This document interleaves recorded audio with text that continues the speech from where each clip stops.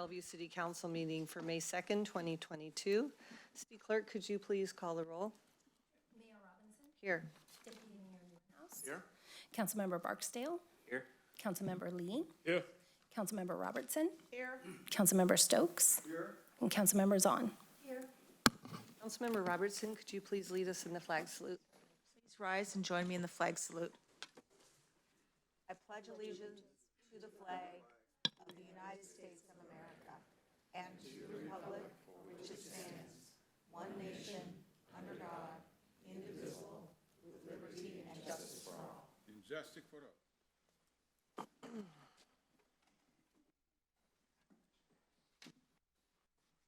Okay, we have 3 proclamations tonight. The first one is for Asian American Pacific Islander Heritage Month. Councilmember Lee, would you like to read that? Thank you, Madam Mayor. It's my honor, indeed my pleasure, to read the following proclamation. Whereas about 24 million Americans proudly identify themselves to be of Asian, South Asian, Native Hawaiian, and all other Pacific Island heritage, and whereas Asian American, Native Hawaiian, and Pacific Islanders form an American community of some 25 major ethnic groups who speak more than 15 different languages and belong to a wide variety of religion and cultures. And whereas approximately 37% of Bellevue's population is comprised of AA and NHPIs, among the largest percentages enjoyed by Washington State. And several organizations host festivals and events in the city honoring the heritage of these communities. And whereas we acknowledge the institutional and systematic injustices that have historically impacted these communities, making it more difficult to be heard and seen, as well as the struggle to remain safe and instances of hate and misinformation during the pandemic, even as the region's Asian American communities stepped up to offer strong support of efforts to help fellow community members through COVID-19. And whereas Japanese immigrants played a key role in Bellevue's historical place as an agriculture center, and Americans from AA and NHPI backgrounds continue to enrich our region's culture through excellence in technology, the arts, and design. And whereas AA and NHPI entrepreneurs strengthen our economy and our communities through their dedication and ingenuity, inspiring the next generation of American innovation by example. Now, therefore, I, Conrad Lee, on behalf of the Mayor of the City of Bellevue, Lynn Robinson, and the City Council of the City of Bellevue, do hereby proclaim the month of May 2022 as Asian American, Native Hawaiian, and Pacific Islander Heritage Month in Bellevue, and encourage all residents to celebrate the rich diversity of this community, to enjoy and appreciate their many contributions to our city, to reflect on the many challenges they have faced through history and in current times, and to join in looking forward to a future of hope, belonging, safety, and optimism. Thank you. Thank you, Councilmember Lee. And Councilmember Barksdale, would you please read the Public Service Recognition Week proclamation? Will do. Thank you, Mayor. Whereas Americans are assisted every day by public servants at the federal, state, county, and city levels, and whereas normally doing their jobs behind the scenes, these employees strive to perform their tasks with efficiency, excellence, and integrity.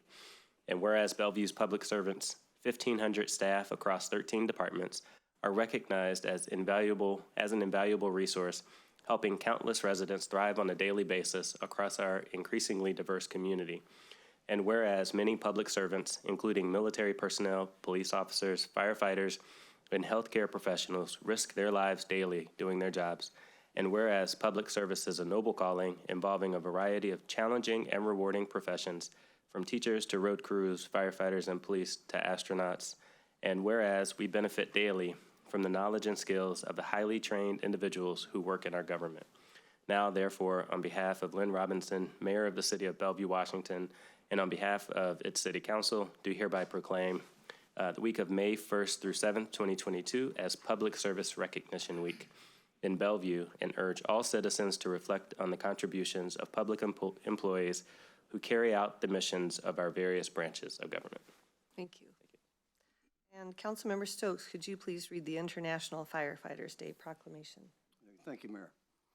Whereas International Firefighters Day is observed each year from May 4th to honor and remember past firefighters who have lost their lives while serving their communities, to express gratitude for those who have served in this line of work, and to show support and appreciation by those who presently serve. And whereas this commemoration was born out of a tragic loss of 5 firefighters on December 2nd, 1998, in a wildfire in Victoria, Australia, the resulting day of recognition was a way to honor these lives and the sacrifices firefighters are willing to make for the people they serve on a daily basis. And whereas the demands of firefighting are accomplished on both personal and physical tolls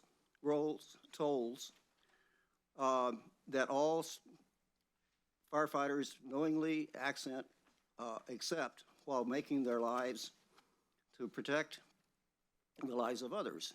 And whereas at a moment's notice, firefighters are quick to respond to uncertain situations, to navigate danger and combat the threat of destructive fire or medical emergencies, to protect individuals, families, and the economic well-being of our community. And whereas the Bellevue Fire Department has maintained continuous international accreditation from the Commission for the Accreditation of International since 1998, and demonstrating the commitment of all Bellevue firefighters to operate at the highest standards. Now, therefore, I, John Stokes, on behalf of Lynn Robinson, our Mayor of the City of Bellevue, Washington, and on behalf of the City Council, do hereby proclaim May 4th, 2022 as International Firefighters Day, and encourage all residents to show support and appreciation to our City of Bellevue Fire Department and firefighters who diligently protect lives and property, and by remembering past firefighters who dedicated their lives to preserve our safety.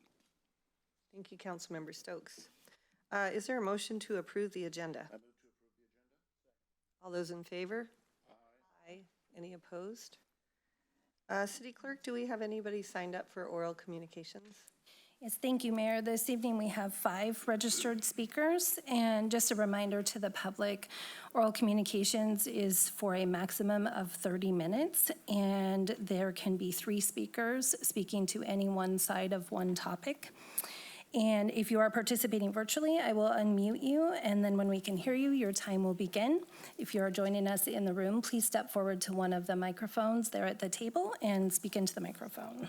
With that, I will call our first speaker, and that is Cootsie Jobs. Ms. Jobs, you want to step forward?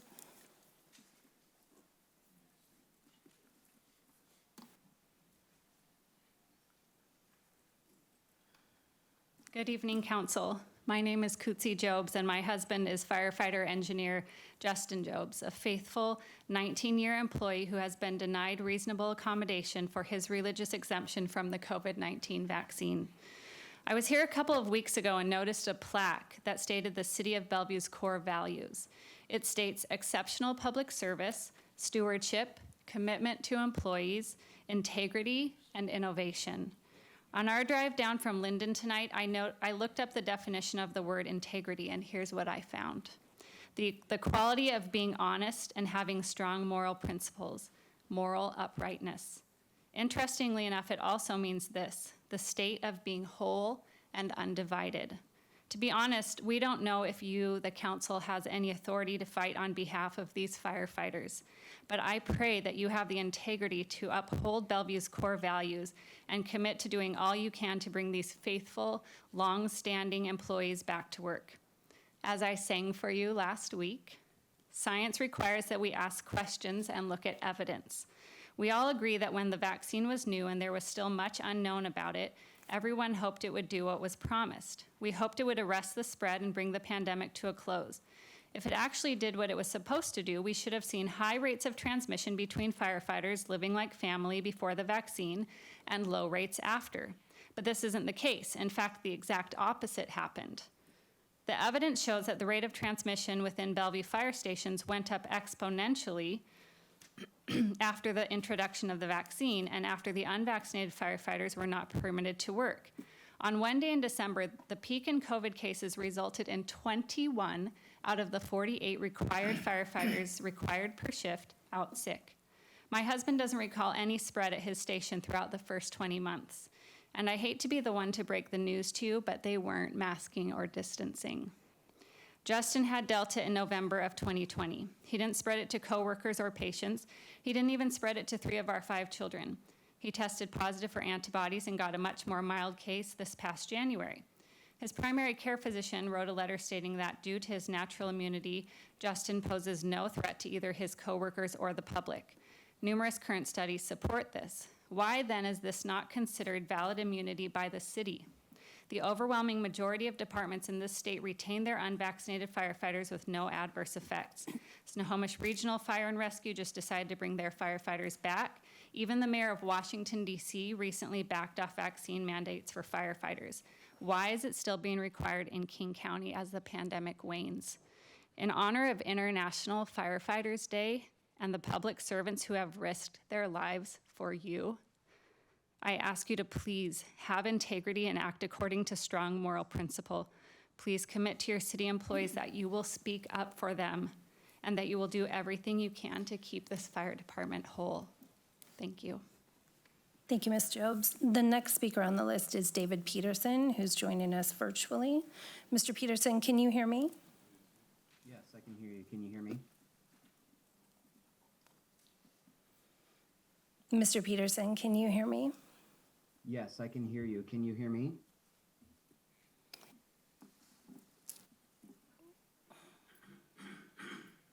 Can you hear me? Mr. Peterson, can you hear me? Yes, I can hear you. I can see him talking, but it's not. Can you hear me?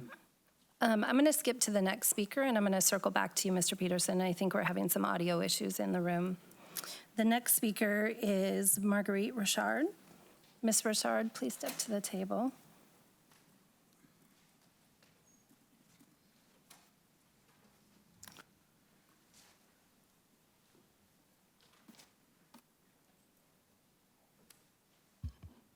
Good day, everyone. I'm Marguerite Richard, and I live in Seattle, Washington, but nonetheless, at this capacity, our city is not open fully to hear our comments. And being as it may, I think some responsibility lies within local government like Deborah Juarez and Claudia Balladucci. And the reason why I mention them is because at least for the past couple of months or so, I have reached out to them to just kind of like find out when possibly we could get back up in there and do what we used to do. And for some, well, I'll call it ungodly reason, they don't have any responses. And I think that's what's messing the whole thing up with government. People think that they have a higher authority over just mere man. Okay. Like, say, for instance, if the president came in, and he did come, everything stopped, everything went to a halt because he was here. But there's other people that I prize that do a lot of good things in life. They don't get any recognition. They get kicked in the shins. They get people like a city employee calling me after hours, talking about something that, like what? You know, maybe I'm eating dinner or something. I don't want to talk to you right now. What authority do you have to even call my home after hours? And this is a slight to Bruce Harrell because he's the mayor, and every department is up under the mayor. And I just cannot understand how we, like they say, we the people, will form a more perfect union. But there's a lot of imperfections right now that we're dealing with. And I'm going to mention Naomi Judd because her daughter said mental illness. And that stretches across the board. I mean, it's so wide with people being traumatized, intentional emotional abuse to cause bodily harm. Because if you're not dealing with us with our issues that are important, then you're causing the same thing that might have sent her over the edge. It's a very tragic thing to have happen. And so you need to key in on those people that are causing this mass destruction of people's lives, where they would be normally going about their business, doing something, and not being like Brooklyn with that subway man. You hear me? I don't think you are, because you, like the woman said, robot on the computer. Robot? I can tell you something about a robot, but this is not the venue right now. But I think you understand where I'm coming from. Thank you, Ms. Richard. The next speaker on the list is Alex Zimmerman. Mr. Zimmerman.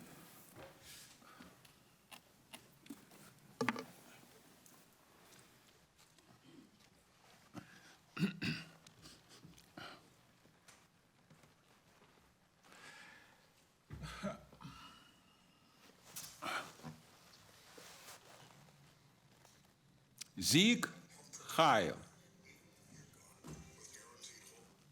Sorry, go ahead, start over.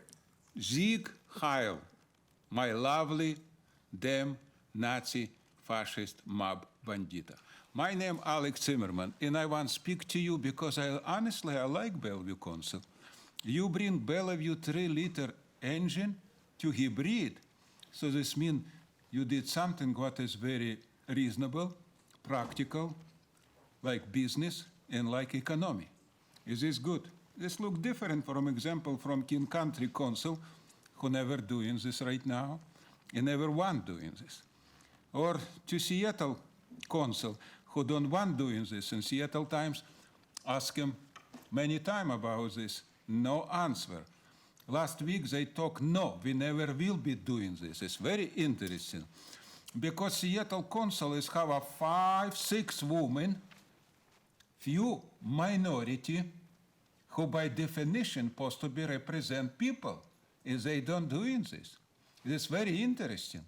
So situation right now very simple. I speak right now to everybody who understands, so this America, United States. Even somebody like a damn Nazi fascist, you know what this means, start control us for last 2 years, this not mean America change. Yeah, we need come back. That's exactly what's happened. In Country Council, Balducci, for example, ex-mayor of Bellevue, don't want doing this too.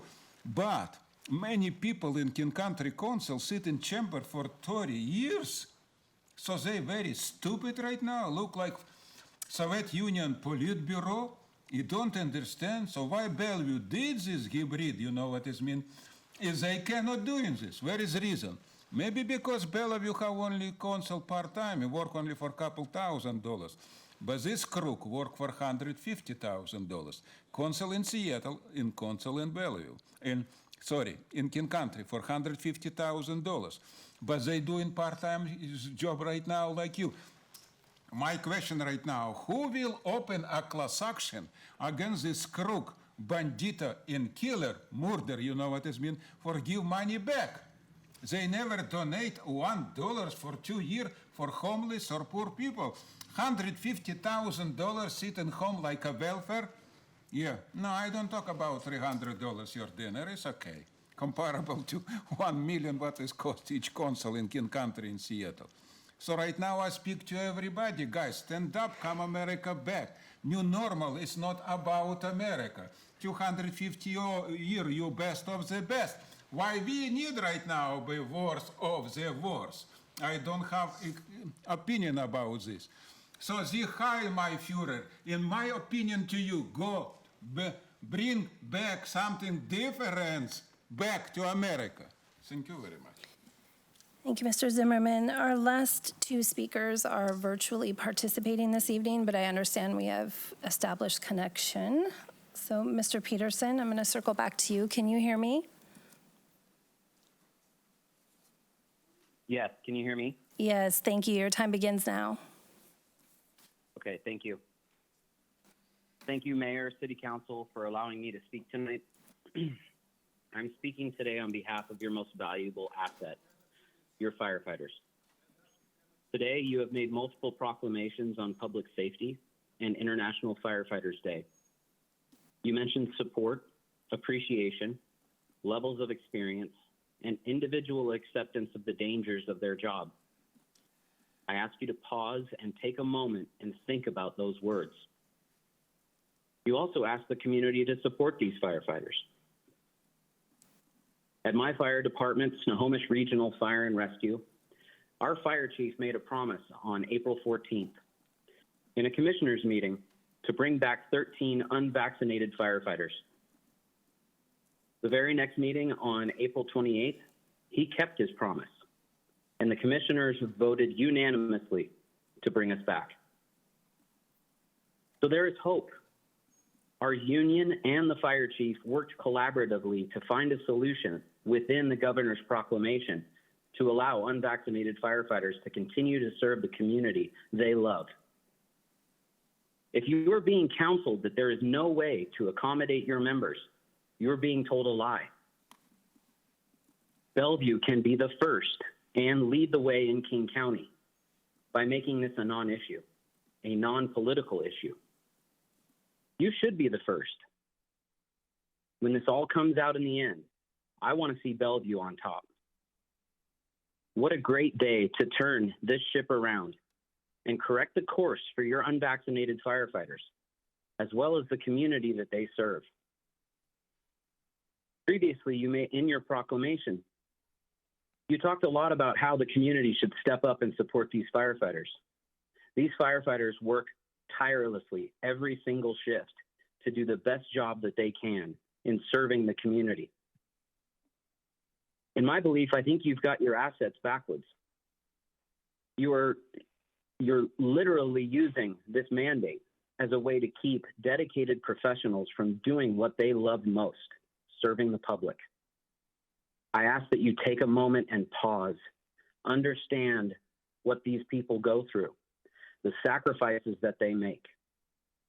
They do this on a daily basis without even questioning whether or not they're going to see their families again or not. And the fact that you are not willing to bring them back says a lot. I want to see Bellevue rise to the top, especially be the first in King County to welcome their unvaccinated firefighters back, just like the way Snohomish Regional Fire and Rescue welcomed their unvaccinated firefighters back. Thank you for your time. Thank you, Mr. Peterson. The final speaker on our registered list is Laura Lawler.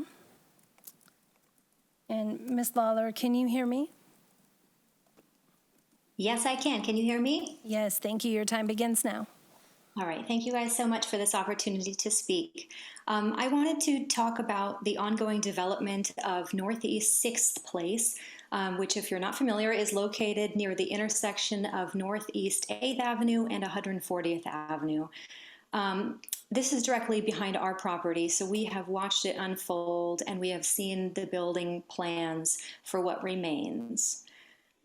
Until recently, this street was a thickly wooded, natural, quiet preserve adjacent to a wetland with homes respectfully nestled in this setting. But in the last couple of years, developers have offered to buy people out, and so far, 4 homes have gone up at the opening of the street. On this portion of land, the character and beauty is gone. It's replaced by large houses crammed into small lots. Looking at it, walking down that street, I don't think 30% of the trees were retained. And on top of that, a new homeowner had a few more 150-foot trees cut down this past week. It's really heartbreaking to see the difference, especially the contrast between the way the early part of the development on the street looks with how the remaining portion of that street still is. And we know that they're going to replace the existing home right behind our property with 4 new ones, just on that one parcel of land. And that the remaining development down the entire street includes cutting down just shy of 200 trees. So despite having 5 150-foot evergreens in our own backyard, we still do depend on our neighbors' trees for a lush and natural setting. And this is likely to be demolished. And the setting we have enjoyed for 20 years will simply be a memory. I don't know how much longer this area can be called the Emerald City if we continue to facilitate these types of property developments. So in adding my voice to the growing chorus of concerned community members, I hope to help nudge us towards strengthening Bellevue's tree codes and protections for significant trees. Thank you for listening.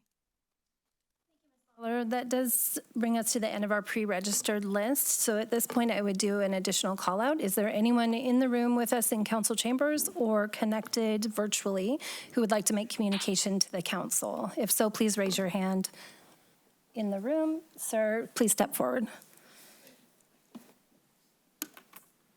If you can state your name for the record before you speak. Thank you. My name is Josh Fry. I'm a lieutenant with the neighboring fire department. On February 28th, 2020, I was on duty, and I will never forget hearing from our MSO that he had just received a call that our employees were confirmed exposures to COVID-19, having performed airway procedures at the Life Care Center of Kirkland. The days, weeks, and months that followed were full of unknowns. We relied on our policies, best practices, and training to continue providing the citizens we serve with the world-class service they know and expect.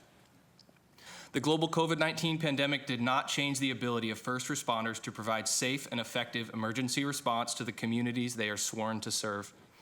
It did not change the effectiveness of our PPE, designed to protect responders from the deadly infectious diseases we risk encountering every time the tones go off.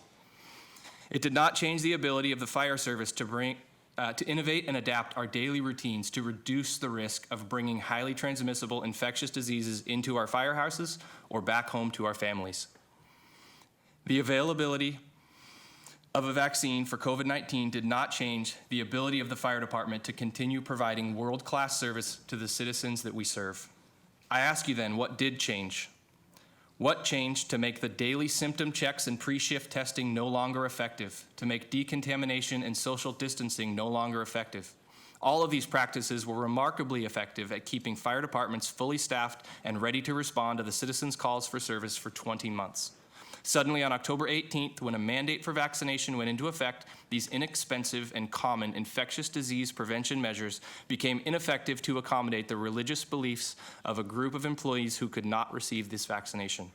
The federal CMS mandate guidance consistent with Washington State Governor's mandate reads, and I quote, "Under federal law, including ADA, Title VII of the Civil Rights Act of 1964, individuals who cannot be vaccinated because of medical conditions or sincerely held religious belief, practice, or observance may be entitled to an accommodation. The federal EEOC religious discrimination guidance on the mandates provides accommodations that read, Title VII prohibits covered employers, employment agencies, unions from engaging in disparate treatment and from maintaining policies or practices that result in unjustified disparate impact based on religion. Different types of fact patterns may arise that in relation to Title VII religious discrimination include taking an adverse action motivated by a desire to avoid accommodating a religious belief. It can be argued that all King County fire departments knew or could have suspected that testing and masking would be needed to continue the accommodation of their exempt firefighters. Every fully vaccinated fire department implemented universal testing and masking policies after the mandate went into effect during Omicron, but the religiously exempt were excluded.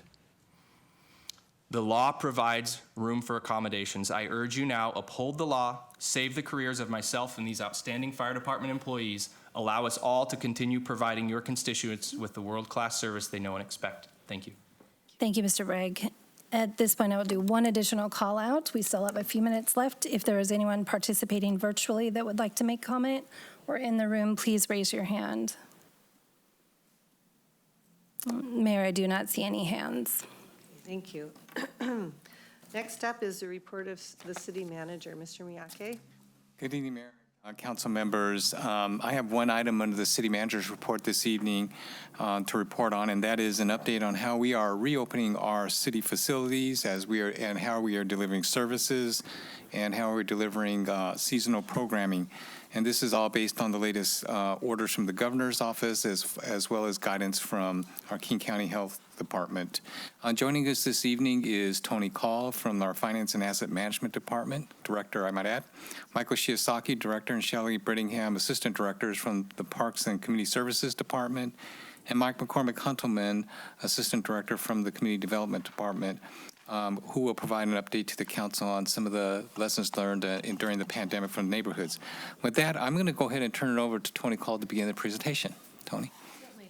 Thank you, City Manager Miyake, Mayor, Deputy Mayor, and council members. As always, it's such a pleasure to be back with you this evening. Thank you once again for having us. I'm going to continue to move forward on the PowerPoint, even though I don't see it on the screen. Oh, there it is. So I'm going to maybe get one more click. And I'll start with our agenda. This is information only. Thank you for your patience. This evening, under the City Manager Report, we've got an agenda. I'll do a simple slide on the background of some of the happenings that happened during COVID.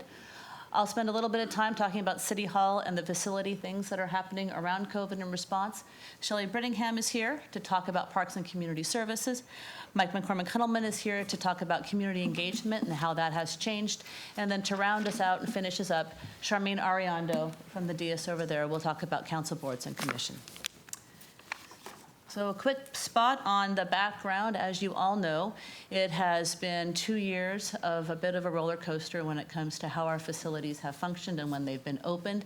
Back in March of 2020, the Stay Home, Stay Healthy order sent many of us, not all, so we had many folks that did continue to work on task at their job sites, but many of the rest of us did head home for the next 2 years or thereabouts to make sure that we all stayed safe during COVID. A year later, in about April of 2021, vaccines were available.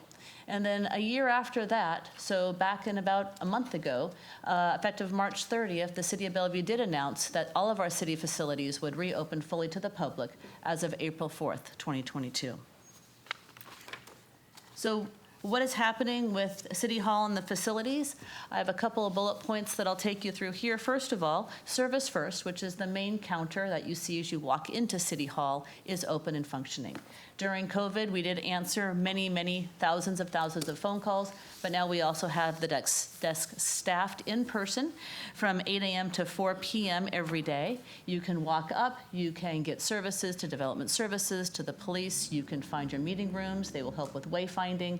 If you come and need translation services, they can assist with hooking you up with the language line. And they can contact folks that you have meetings with in the facility. So Service First is open and functioning. Speaking of online services, the pandemic definitely moved the dial on ways that the city can and does business on our online platforms. Before COVID, as you know, Development Services was doing permitting online. That continued and got enhanced during COVID, and that enhancements of online services continues today. A fact you may not know is that prior to COVID, we received about 40% of our business and occupation tax payments online. We're up to 60% as of the end of the last quarter. So we're seeing more and more folks use our File Local platform in order to continue to pay. In addition, as you know, our My Bellevue app continues to be out there, and citizens can report concerns and get additional information. Then our website has tremendous information on how citizens and others can get hooked up with a variety of services. Our first floor meeting rooms are open now to the community and to the public. You can reserve those rooms if a community group needs one with an online reservation, or you can call the city's main number, and once again, you'll be hooked up with the right folks to help you with that. Lastly, when it comes to facility readiness, you'll notice that in our major customer areas, you'll continue to see plexiglass shields remain in order to keep the customers and our folks feeling comfortable and safe. Our HVAC filters have all been upgraded. We have advanced building systems that are monitoring air quality here in City Hall and our other buildings as well. And if by chance we have many sensors around the building, if a sensor goes off, facility staff are on task to ensure that the sensor gets corrected. And then finally, our custodians and our cleaning practices are all up to CDC guidelines. We have ensured that we have on our more high-touch areas like doorknobs and tables like this, get a few extra touches during the day to ensure that the public and our folks stay safe. With that, I will turn it over to Shelley Brittingham. Thank you, Tony, and good evening, council members. While parks and community services facilities initially closed at the start of the pandemic in March 2020, parks and trails remained open to the community with some modifications. As amenities and facilities began the process of reopening, staff followed the appropriate state and county guidelines to ensure safety of both participants and staff.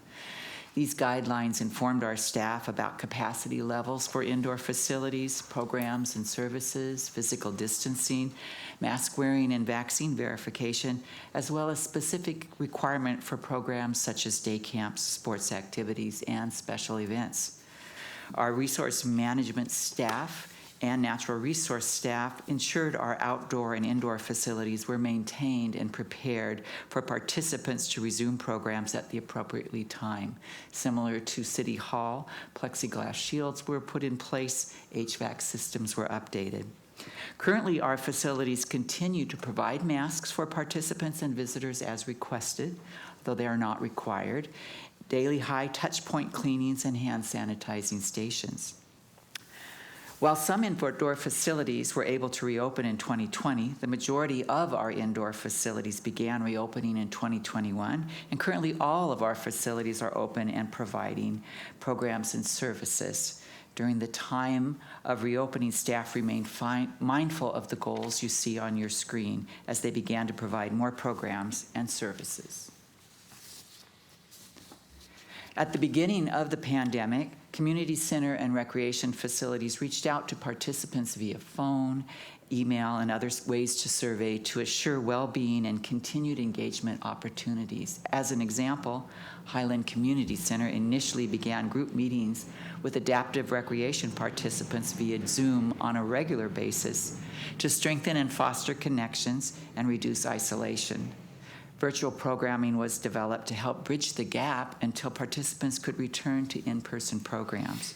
Focus was put on efforts to distribute program scholarship information to families and individuals in multiple languages with the help of schools and nonprofit organizations.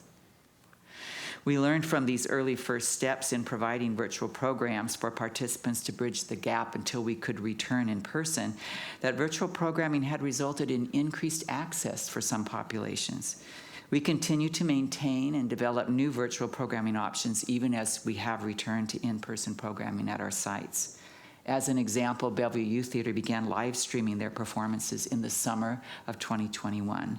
And although audiences returned in person in the fall, staff continued live streaming to provide audience members the choice. The department also provides a number of programs and services that support our vulnerable populations. Our Bellevue Youth Link program continues to rebuild their participant base by reaching out to youth that may have been most impacted by the pandemic. Our Youth Link participants have completed projects such as creating food pantries and offering homework help. Our wraparound services coordinators in schools support our most vulnerable families still being impacted by the pandemic, and our probation division continues to provide sustained supervision and support for probation clients. As I mentioned earlier, our parks and trails and outdoor amenities have remained open during this time. Anecdotally, staff have noticed an increase in the use of our outdoor spaces, and as picnic shelter and ball field reservations reopen, usage continues to remain high. Our resource management staff have worked from the beginning of the pandemic to help to keep our parks and trails safe for the community to use, and our park rangers in natural resources provide programs and education resources.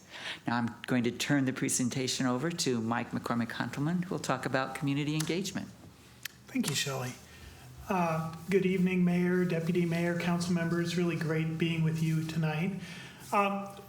It's probably no surprise that the pandemic kind of flipped us and catapulted us into a virtual world. One of the things about community engagement that was a surprise is it also made us apply an equity lens and think about non-digital communication first. So we actually started in community engagement thinking about how to send out a postcard mailer to all residents in appropriate languages to connect them to COVID-19 resources. And so the direct mailing made a big difference. And then on top of that, we discovered the power of information kiosks. So we went old school and set up folding kiosks in parks and open spaces. So as people were walking the trails, they could come by and pick up information directly as they were accessing the parks. We're maintaining those today. So you'll still be able to walk the parks and pick up your neighborhood news or learn about ongoing city programs and events. The other thing that we did is we tapped existing networks to be able to expand promotion of materials and get people into the hands of people who were at home. So for example, we made partners with Network on Aging, our Nourishing Networks, Meals on Wheels, to add them as distribution nodes, just like an old-fashioned paper route, to be able to distribute materials and get them into people's houses, to be able to connect with city programs and information. And that is still ongoing today. So although we started more analog, a lot of those things we found were really helpful to be able to get information into the hands of people who needed them directly where they were. The other thing that's interesting, besides written material, is we also renewed our commitment to things like phones and being able to text message people to set up appointments or to connect with folks on their mobile phones to be able to access and connect to people where they were.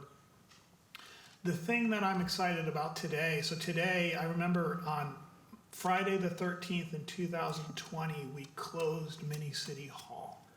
And I remember standing there and putting the signs up and closing Mini City Hall at Crossroads. And I knew it would have a direct impact on our residents who were either the most vulnerable or connecting to human services. And I wondered how long it would last. I'm going to announce today, this week, we are fully reopened. So Monday through Saturday, 10 a.m. to 6 p.m., normal hours at Crossroads Shopping Center. So people can come and access the services, and we're bringing our community partners back. And that is so meaningful. So what you should know about Mini City Hall is we notice that in-person direct service matters, especially to clients and customers who are overcoming a language barrier or who are also dealing with a digital divide, right? And so being able to come and meet in person and meet with clients, that is a very important tool that we have in terms of the outreach and the connection that we serve. So over the last 2 years, we still served 60,000 requests through Mini City Hall during the pandemic. And 73% of those requests all dealt with tying them to human service, meeting human service needs. So it sounds like a lot, but believe it or not, it's less than what we would normally do in a pre-pandemic year at Mini City Hall. So it's a real important outpost, and I'm real excited that we're open again.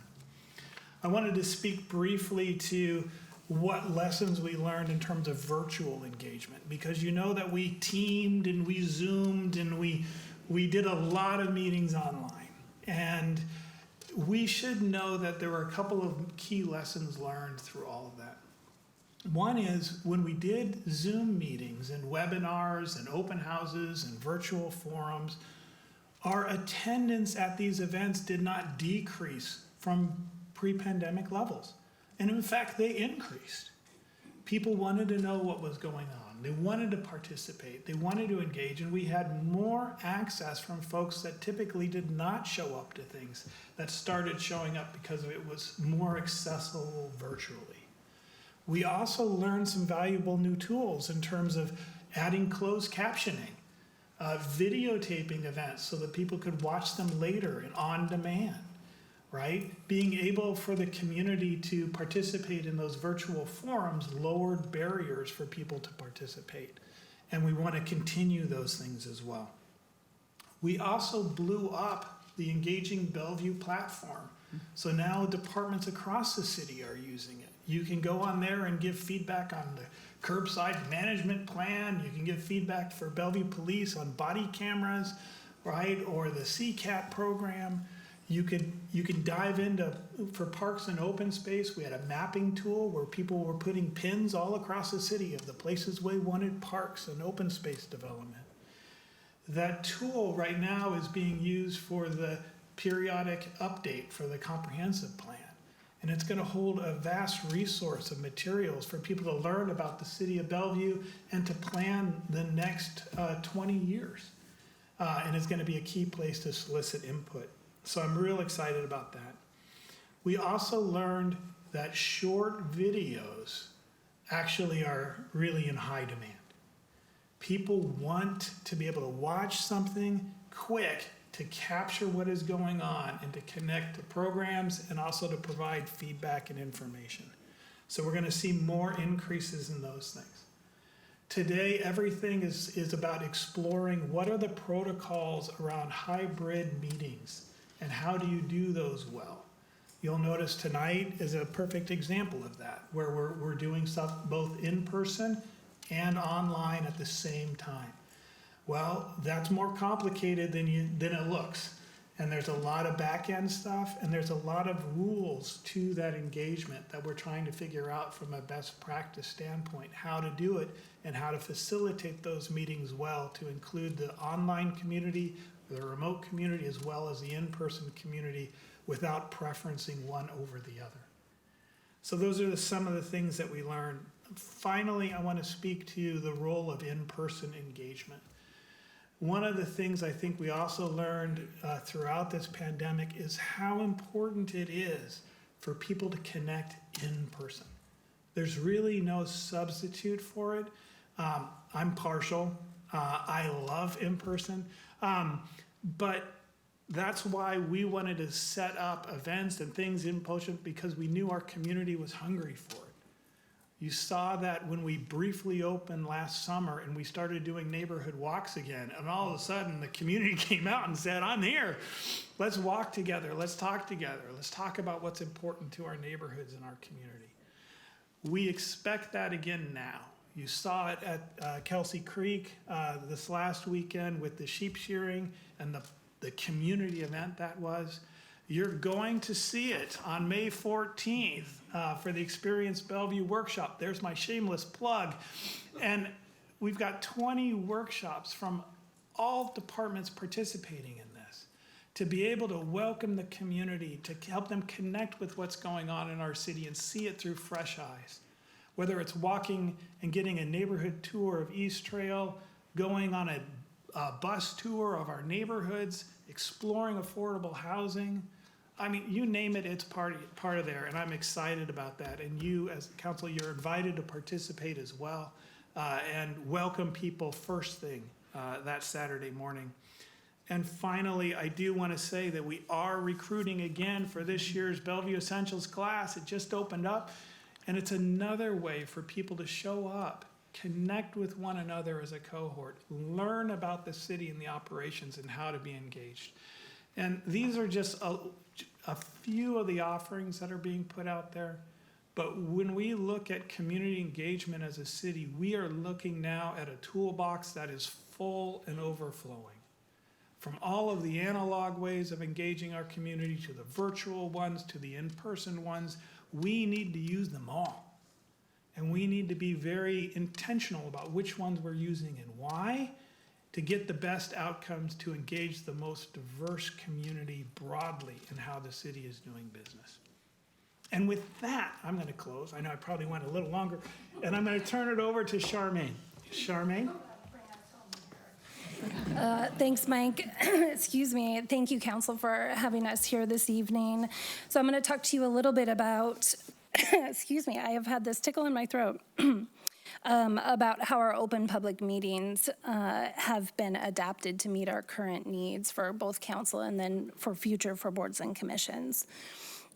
So with that said, I would like to showcase and take a few minutes to talk about the technology and equipment replacement project that's made our new council and future hybrid board and commission meetings possible. So I would be remiss if I did not mention the amazing work of all of my colleagues that have had a hand in this replacement project. So this has been a multi-department, many months project involving information technology department, city clerk's office, Readiness and Communications Division of the City Manager's Office. So this replacement project, if you remember, Council approved an equipment replacement back in April of 2020. So this is officially was kicked off in August of 2020. But as you can imagine, much like many other projects, this project was not immune to the COVID supply chain issues and other related delays that have kind of caused delay along the way. In fact, there are still pieces of equipment, as you are aware, that we're still waiting on for full completeness of this project.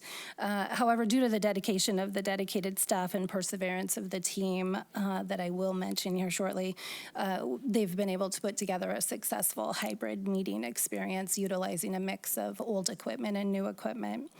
So this by no means is an all-inclusive list, but I did want to mention a few folks by name specifically. So Chanvatha C., she is the project manager in the IT department, has been leading this project all along, and her commitment to her customers and positive attitude through many challenges and delays has been a key component to the success of this project.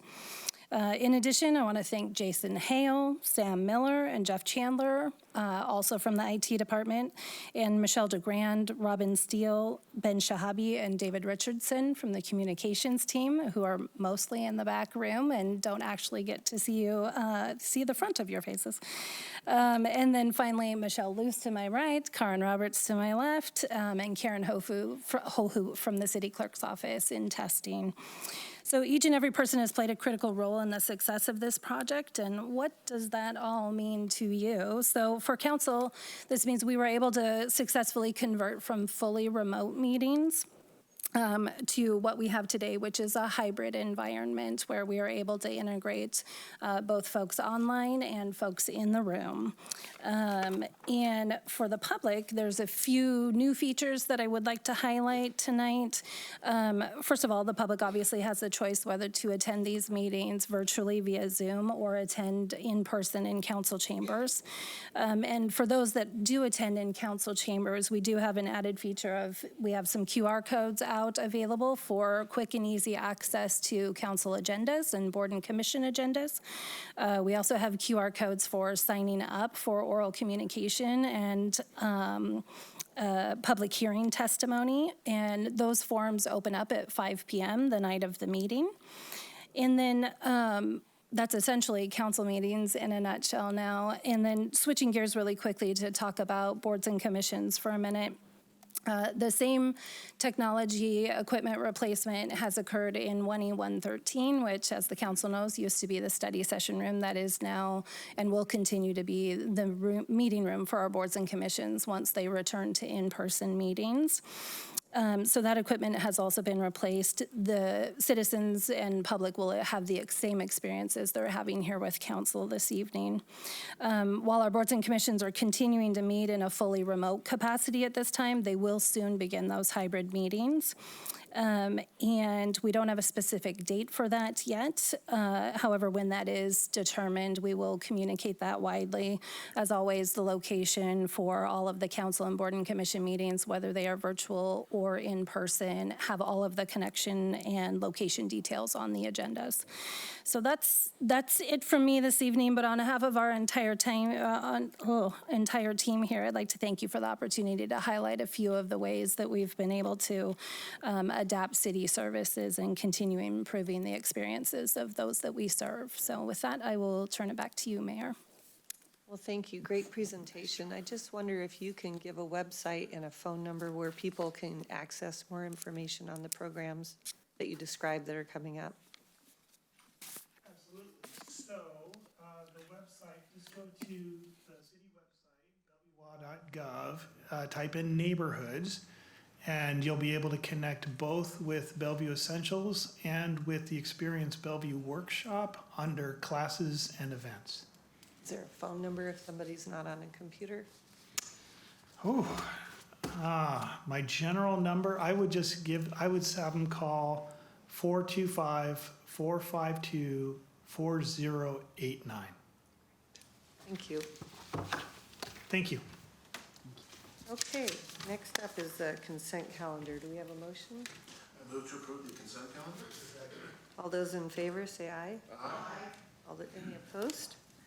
Okay, we have 2 study session items, but only one is for discussion and a presentation, actually. But why don't we take a quick break and come back at 7:10? Okay.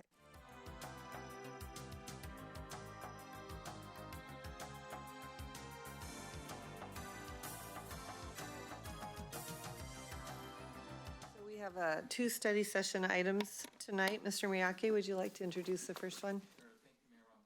Members, the topic on your study session agenda this evening is under regional issue, and that is a briefing on King County's 10-year sewer rate forecast and status of its clean water plan.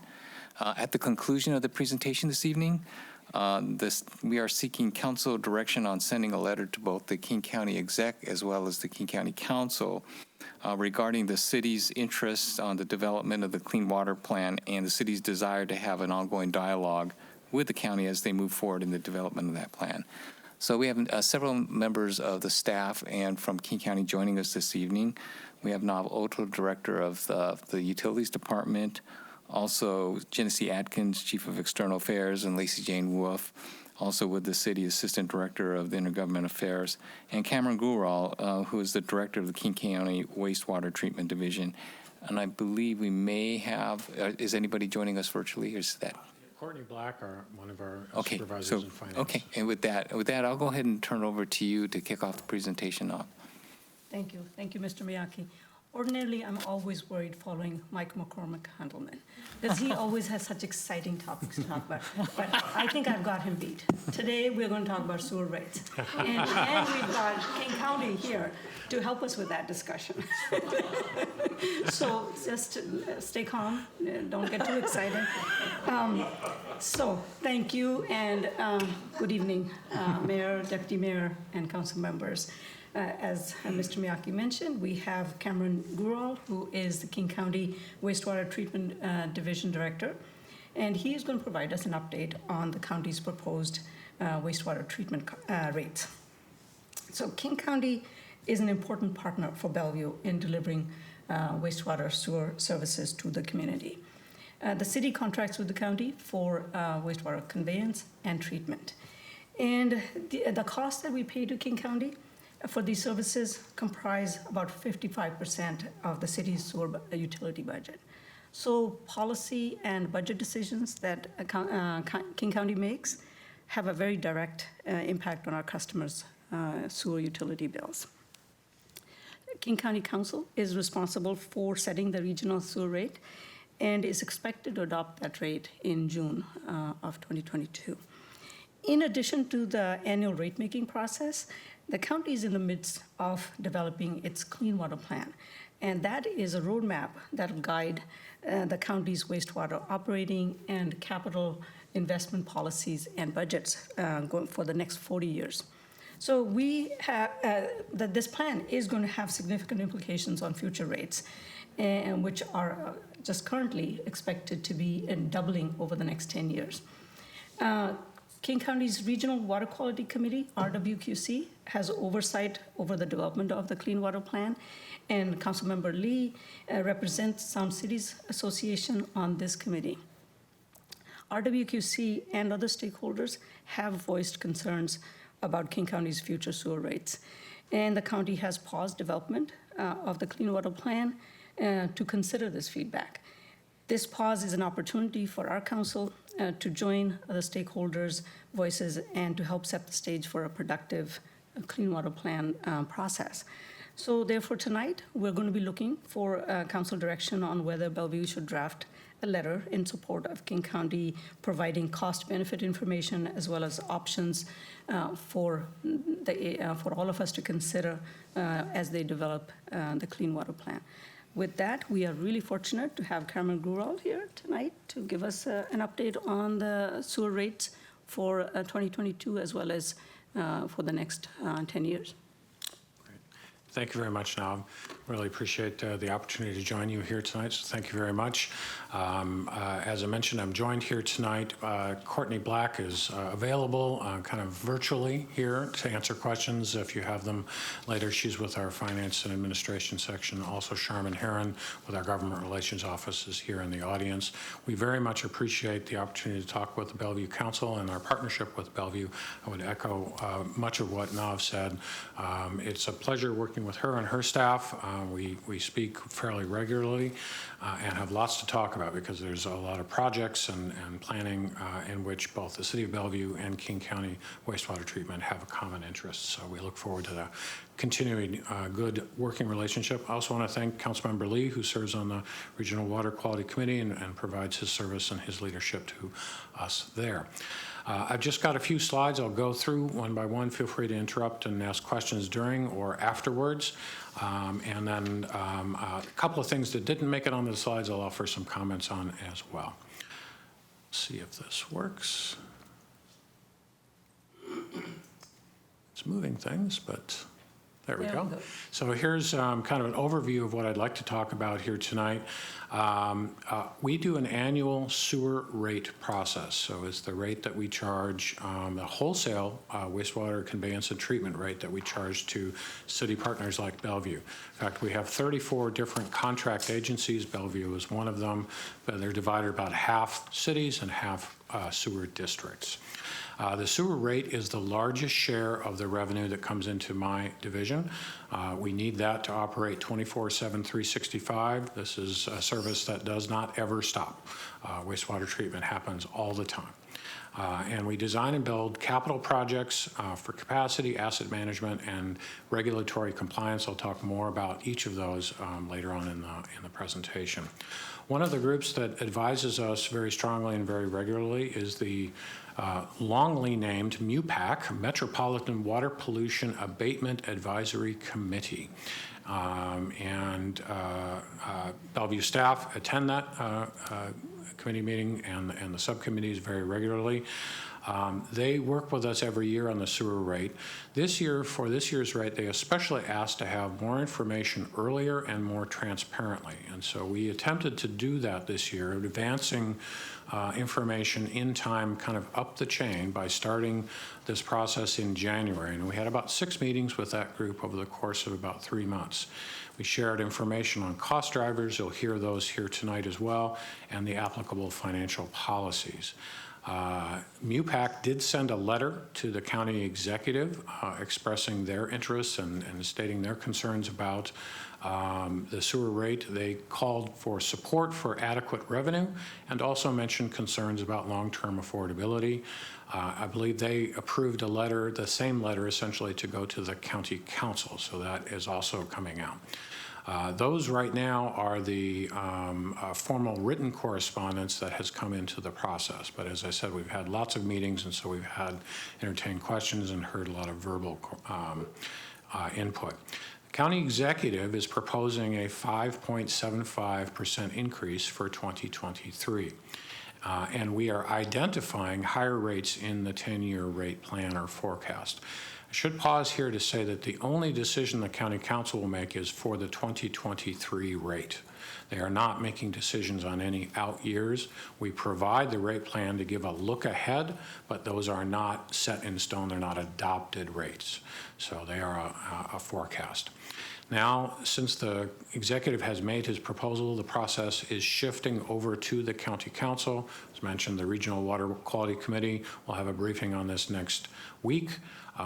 We will also be going before the County Council Budget and Fiscal Management Committee in the weeks succeeding that. And as Nav mentioned, we are slated to have that rate adopted by the County Council at one of their meetings in June. There is a statutory deadline that we adopt no later than June 30th, so they've got that in front of them. Not sure if I'm hitting the right button or not.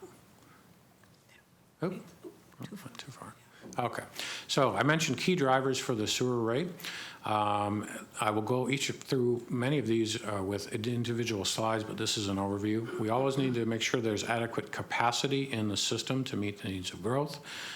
We want to take care and repair and replace aging parts of the system.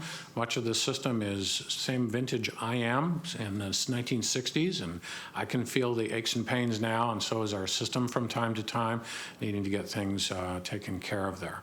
We also have to comply with permit requirements, and that's a lot of our life, is making sure that we daily comply with permits that we receive from the State Department of Ecology, and a lot of those are focused on CSOs and other things. We are making initial investments to comply with the Nutrients General Permit. I'll come back to that as well. And we also want to make sure that we increase reliability of the system, especially at places like West Point and offsite locations where occasionally have sewer bypasses. Those are when events when less than full treatment is provided to wastewater or overflows. We want to keep those to an absolute minimum. And then finally, another driver is preparing for climate change consistent with the county's Strategic Climate Action Plan.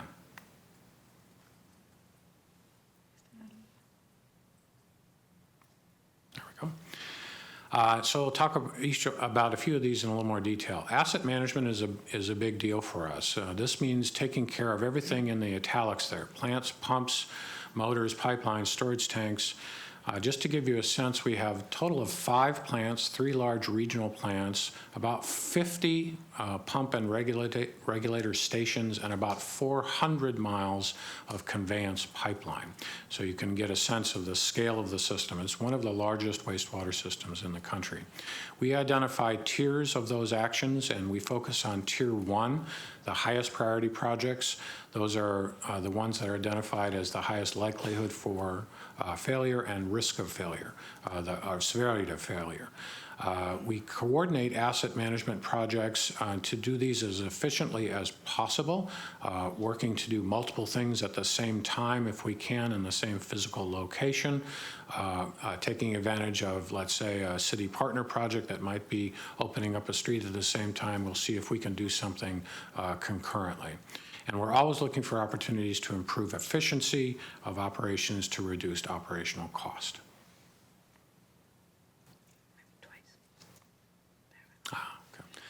I mentioned the nutrient permit. Some of you have been keeping up with this. This permit came out late last year and went into effect on January 1 of this year. It is a general permit that applies across all of the wastewater agencies that discharge into Puget Sound. So a total of about 58 facilities across the Puget Sound area, including 4 of the 5 regional plants that we run at King County, are subject to this permit. We share the goals of the permit, which is to manage nutrients and especially nitrogen getting into Puget Sound. That can lead to dissolved oxygen problems and algal blooms, so it's a real issue there. But like many others, we actually appealed this permit because we're concerned that the high cost was not going to yield enough actual benefit associated with that cost. You mentioned cost effectiveness earlier. That's a phrase that we were using a lot in thinking about that appeal process. We have included in the 10-year rate plan, though, about $50 million of initial compliance costs. We would likely have included these irrespective of appealing the permit because these are good things to do, evaluating our system, optimizing our system, and then monitoring those discharges as well. So knowing what we have and being able to manage it best.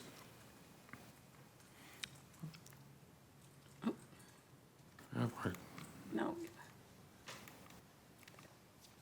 Okay. Thank you for your patience as I work the little button clicker here. West Point resiliency and reliability. West Point is our biggest plant. And it gets a lot of attention. And we had the flood there in 2017. Some of you may recall that, pretty major event for us. We are committed to improving the reliability of that plant along with the rest of our system. We want to make sure that workers and the public are safe, protect the environment, and increase efficiency at that plant. That plant is part of the Seattle system, so it handles flows from the combined system that's in Seattle. Out here on the east side, the systems are separated, so storm sewer and sanitary sewer are in different pipes. Not so in Seattle, where they're flowing into the same pipe. So Seattle's wastewater and stormwater all gets treated at West Point. So it's a very important plant for carrying very high capacities. So there are several projects going on there. The one at the top of the list is a power quality improvement project. This deals with the challenge that we have is the power quality that we get from our power provider there has had problems, voltage sags, things like you might experience in your home with a light flicker that doesn't really affect the home, can have a big effect on a wastewater plant and can lead to the shutdowns of pumps and motors and then a restart process and can lead to bypasses and overflows. We want to try to minimize those issues, so the power quality project will help us to do that. We're also looking at replacing all of the raw sewage pumps. These, again, are vintage 1960s. They have not been replaced since they were originally installed. It will take about a year for each one of those to be replaced out of the plant. Plus, we have to keep the plant going during that time. So the work has to be done during summer months when flows are lower. We've got a biogas system at each of the plants, and I'll come back to biogas, as I understand that's an interest of the council here, but we are upgrading the system there. We're doing other power monitoring upgrades, and importantly, a lot of work that's going on as we speak now are some seismic upgrades where some of the roof structures originally built with that plant back in the 1960s are being taken out because they're not seismically safe, and the roof could fail in the event of an earthquake down into the primary sedimentation tanks and cause a plant shutdown. So we're taking those roof structures off, and instead the tanks will be covered just at grade level. I thought I'd mention a few projects in the Bellevue area. These are projects that are going on today. One that's coming across the north part of Mercer Island and then coming into Bellevue at the Enetai area is a sewer upgrade project that we have there. That's a very important project to replace sewer lines, and then we'll cross the east channel between the Mercer Island and Bellevue there underwater, basically underneath the east channel bridge there. So big project that will affect those communities. We've got as robust of a system as we can think of for community outreach and keeping community informed. We'll want to continue to work with your staff to make sure that Bellevue residents, businesses have the information they need. That's true for all the projects on that list. The Coal Creek sewer upgrade I'm especially excited about because we've got an older pipe that is running right next to Coal Creek in that ravine area.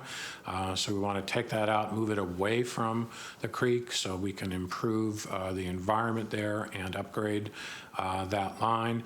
We've got two large projects that are in Lake Hills, and then one extending up into the city of Redmond along Lake Sammamish, and then a relining project for existing sewer pipe in the Lake Hills area. So a lot of money being invested in the Bellevue area coming out of those rates that we collect through the annual rate process. So here's the bottom line in terms of the proposal that's on the table right now. The chart that's at the top is called Adopted Rate Plan. That's what's in place today. So we adopted this rate for 2022 last year, and then the associated 10-year rate plan. You can see it runs out through the year 2031. The proposed rate plan is below that.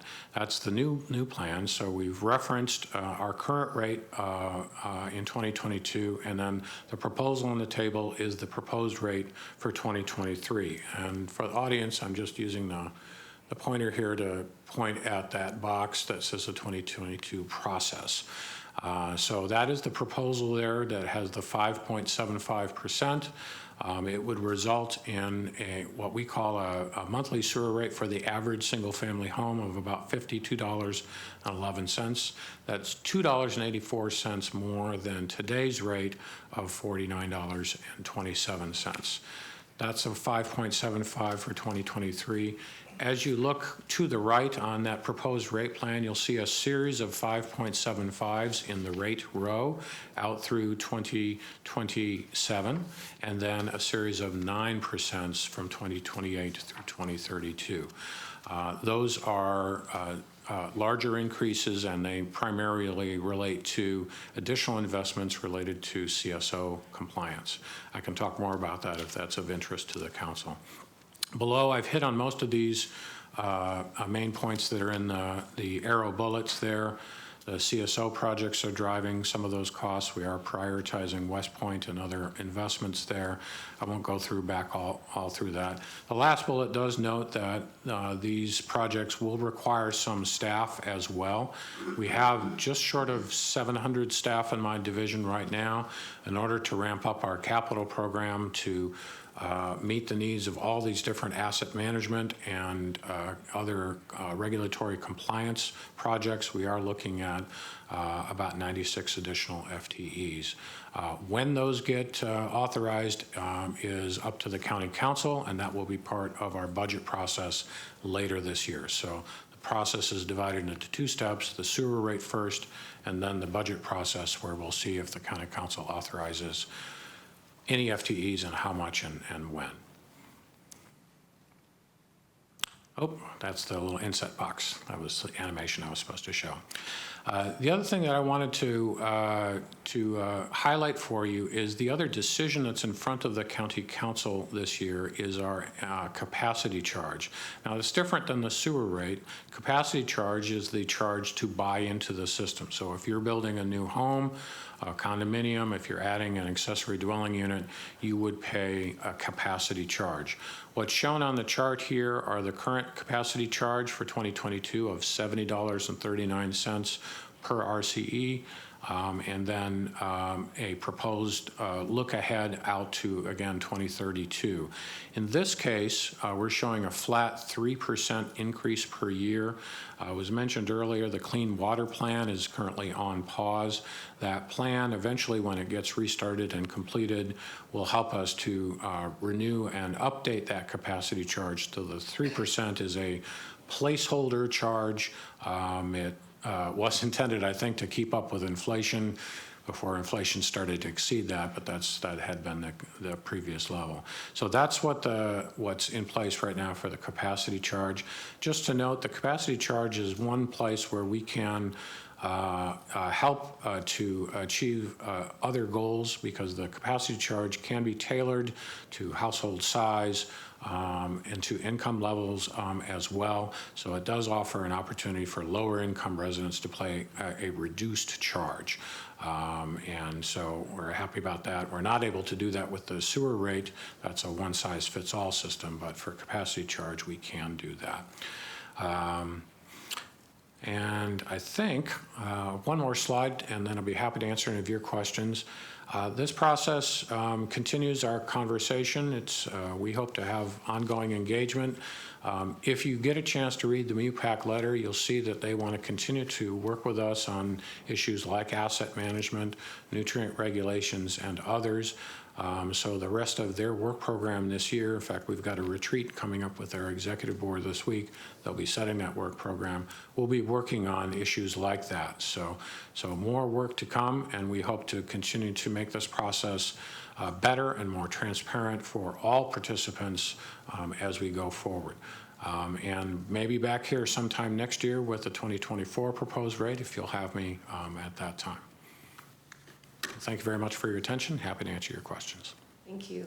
So the question before us is, we'll have a moment to ask questions or make comments, but the question before us is, do we want to send a letter to King County Council? And if so, what would we want to have contained in that letter? So I'm going to start with Councilmember Lee, and then Stokes, Robertson, Barksdale, Deputy Mayor Zahn, and myself. Councilmember Lee. Thank you, Madam Mayor.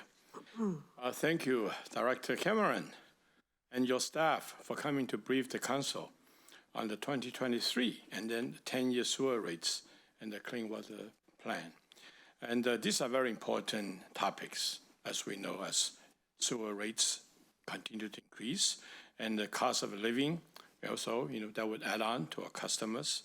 And this makes it challenging to maintain, as we know, affordability, because everything else is rising, which is of great interest and concern to, all of us public officials.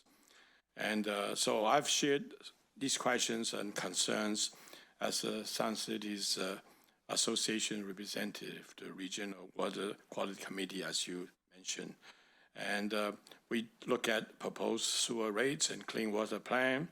And I appreciate the opportunity for my fellow council member, which is very important, to also understand and be informed about these very important issues and implications and ask questions.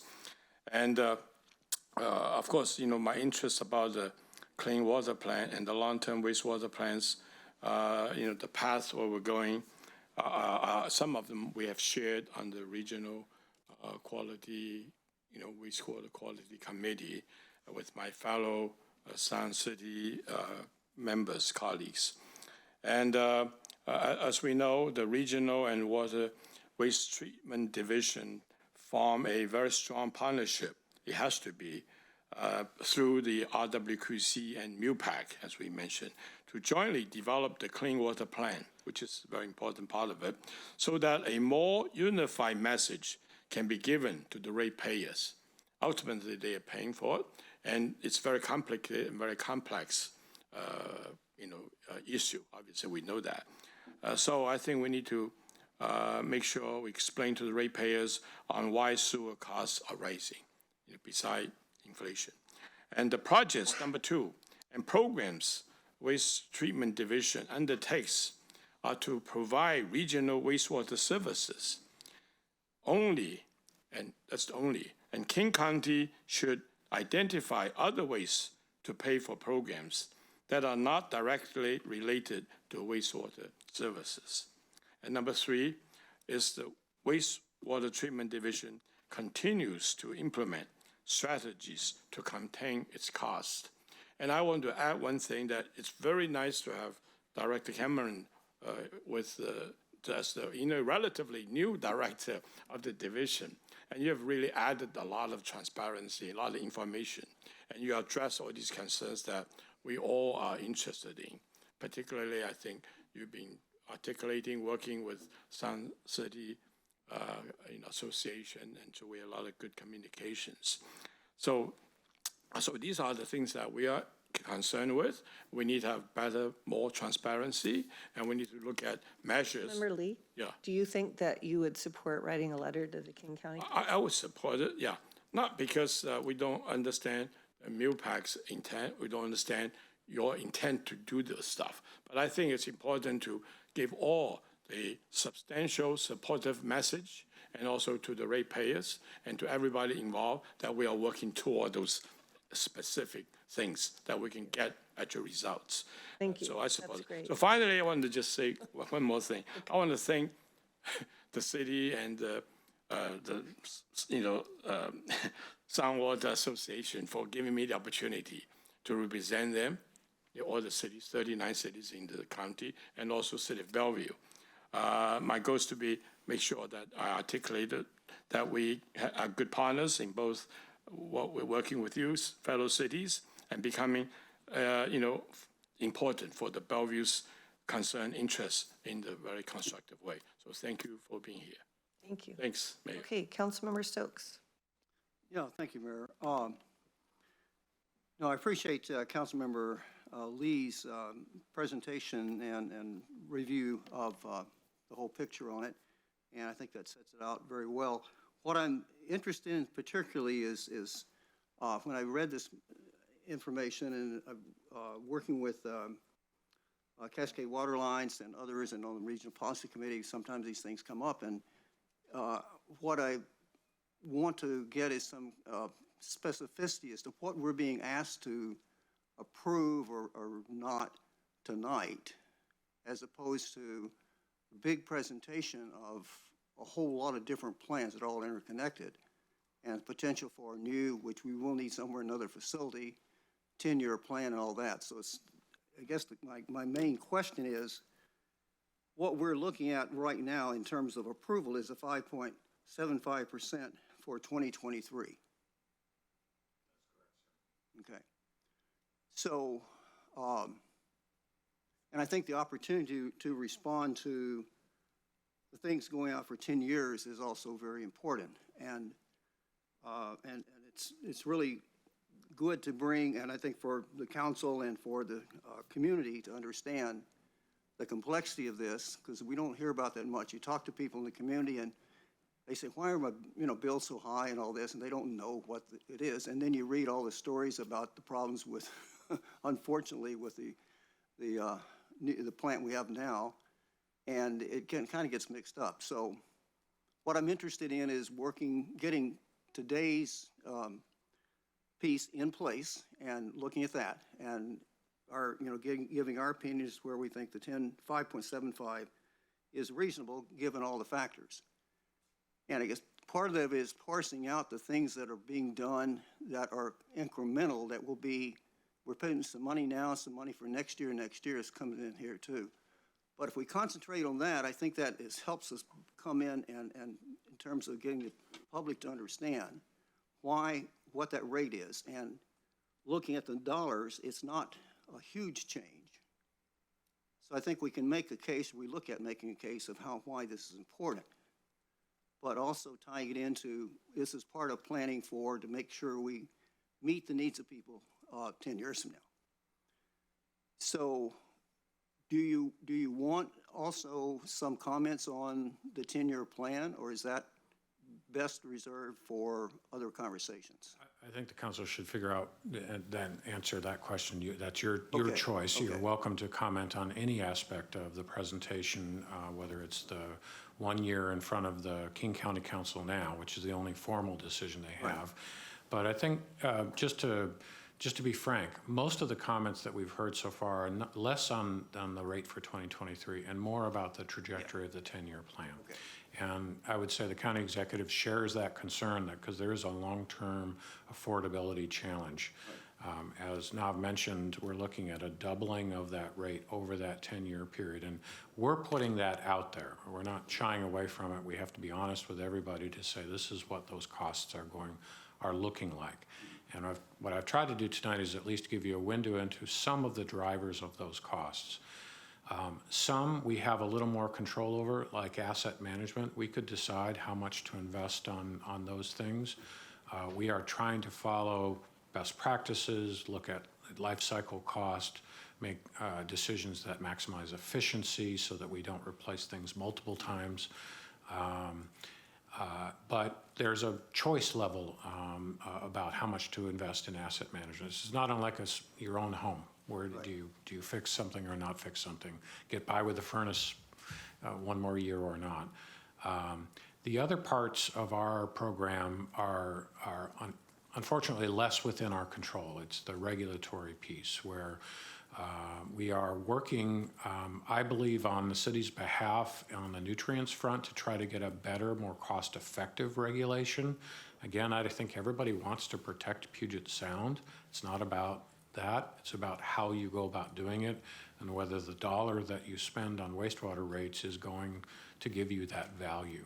That's the question we're trying to get a better answer to. And then on the CSO front, it's a lot of our costs. It's part of the system that's the way it was built. And we have a federal consent decree that we have to comply with. We are trying to renegotiate that now, and while I can't talk about that, those are confidential negotiations in detail, but we are hoping to extend the period of that compliance, and what that will help to do is to moderate costs. We will not be able to extend it out indefinitely, and we will not, it doesn't look like we'll be able to do something other than doing those CSO projects. So they're going to be expensive. And now we're starting, again, to be transparent and honest, we're showing some of those costs within the 10-year rate plan. And you remember the rate chart that I showed with the 9s on it. Those 9s are reflective of those CSO costs coming into that rate plan time. So if I could wave a wand, we'd go back in time and build a separated system in Seattle and wouldn't have these costs here today. But I don't have that wand. We have the costs.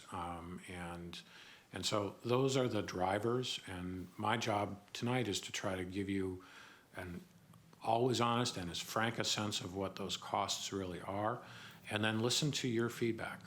And we welcome any feedback from the City of Bellevue that you care to offer. Thank you. Yeah, I appreciate that very much, and I think the Clean Water Plan is something, too, we're interested in. And I asked the question just to get that clearly, because I think there are two pieces, but I really appreciate, and I do appreciate the more transparency and more directly having conversations with the cities and customers about what we're doing and how this, all the pieces of it. And so I think we need to approach it, and agree with you, we need to approach it both on what we need tomorrow and what we need in the future. So thank you very much. Thank you. Councilmember Robertson. And I have a number of questions, so if I take up too much time, we can go around again. Okay. So the question before us is, should we write a letter to the King County Council? Yes, I think we should.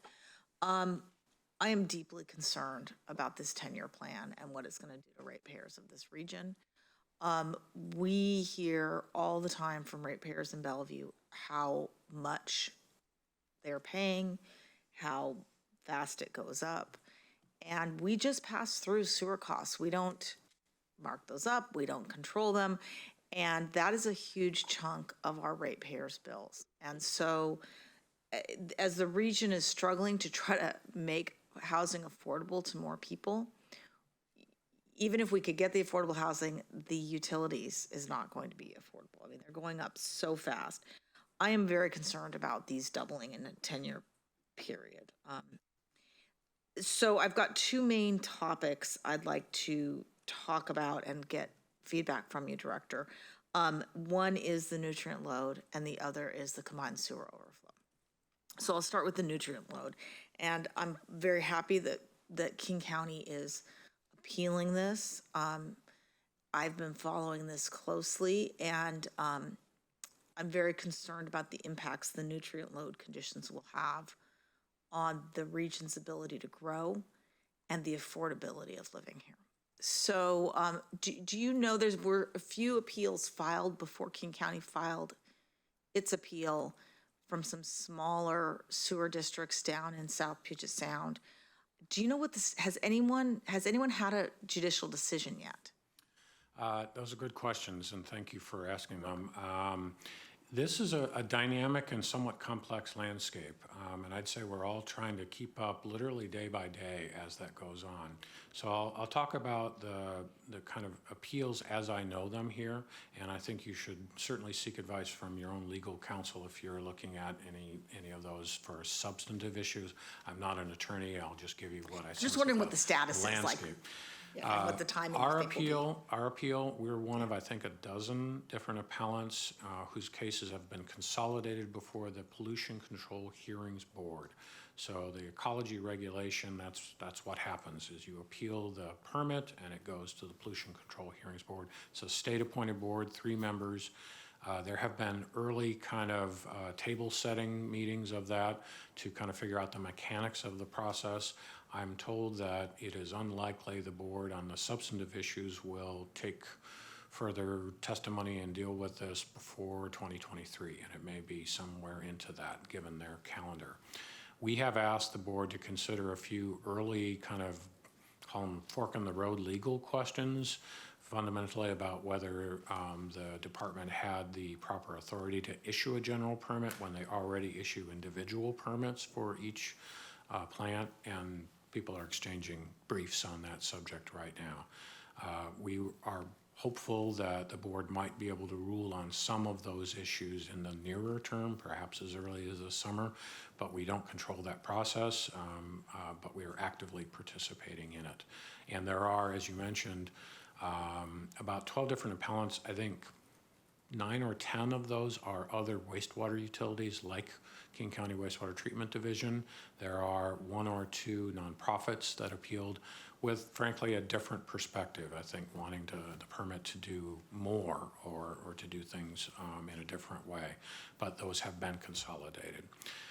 So we're actively working and participating in that. Before the permit came out, the city of Tacoma had filed an appeal in Thurston County Court on some similar issues as Ecology Authority, some of the kind of the documents that they were using when they were still drafting the permit. So this is before the permit became official late last year. That court case we've been monitoring for a while. We saw a decision that, in fact, nobody had heard of a decision that came out in January, finally got the light of day of 2 Fridays ago. We've been studying that decision. I, again, will not wade into territory as to what it means, but the Thurston County, I believe it's Superior Court, did render a decision. It's a short one, only 3 pages long, and so we're all trying to figure out what it means, if anything, for the Pollution Control Hearings Board process. I think there is a third case out there, which I'm not as familiar with, but again, your city attorney might be able to advise you if that pertains. All right. So, yeah, I'll have to look up that decision. On the nutrient load, 2 things I'm really, really concerned about, and I'm hoping that the cases go well. One is the impact it's going to have on rates and CFCs, capital facility charges or connection charges. And 2, whether if that nutrient permit stands as written, will King County already be oversubscribed for connections today? And if so, will that render the county unable to issue any sewer availability letters? And for my colleagues on here, when you build a new development, whether it's new homes, new high-rise, if you don't have sewer availability, you cannot build. So so I'm wondering what it's doing to capacity, because I've heard, like, for example, in Pierce County, they're just gonna have to shut off all permitting. And that's a real concern because GMA says we need to grow inside the urban corridor. So impact on rates and capital facility charges, and impact on the ability to continue to add connections. I'm worried about all of those things, and we want to keep track, and I'd be happy to keep the council informed as best as I can as I know more about those. I'm probably a little less worried about the last subject, the ability to continue to provide. And we provide conveyance and treatment. We're the wholesale part of the system. The availability letters are coming from the local sewer agencies for that developer, but they do depend on us having the adequate treatment capacity. I think that's the point that you're making there. The way the permit is structured is in 5-year increments. And so as we were reading the draft permit last summer, we were concerned about how, whether it was in the first 5 years or was looking in the second or third 5 years, the requirements to comply with that permit did look very, very expensive. And so if we were unable to complete those requirements, then I think it could call into question both the cost associated and the ability to do the treatment. But the way the permit has come out, still have those 5 years. We think we're actually in reasonably good shape for the first 5 years.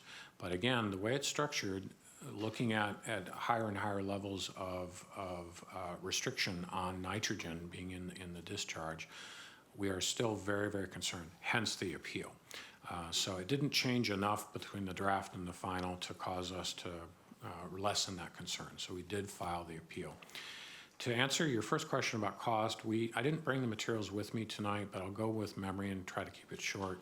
Last summer, we talked to a lot of different groups, MUPAC, RWQC, individual cities and districts, about what our projections were at the time for compliance with that nutrient permit. The permit, as we read it, would require pretty significant upgrades at each of the plants themselves.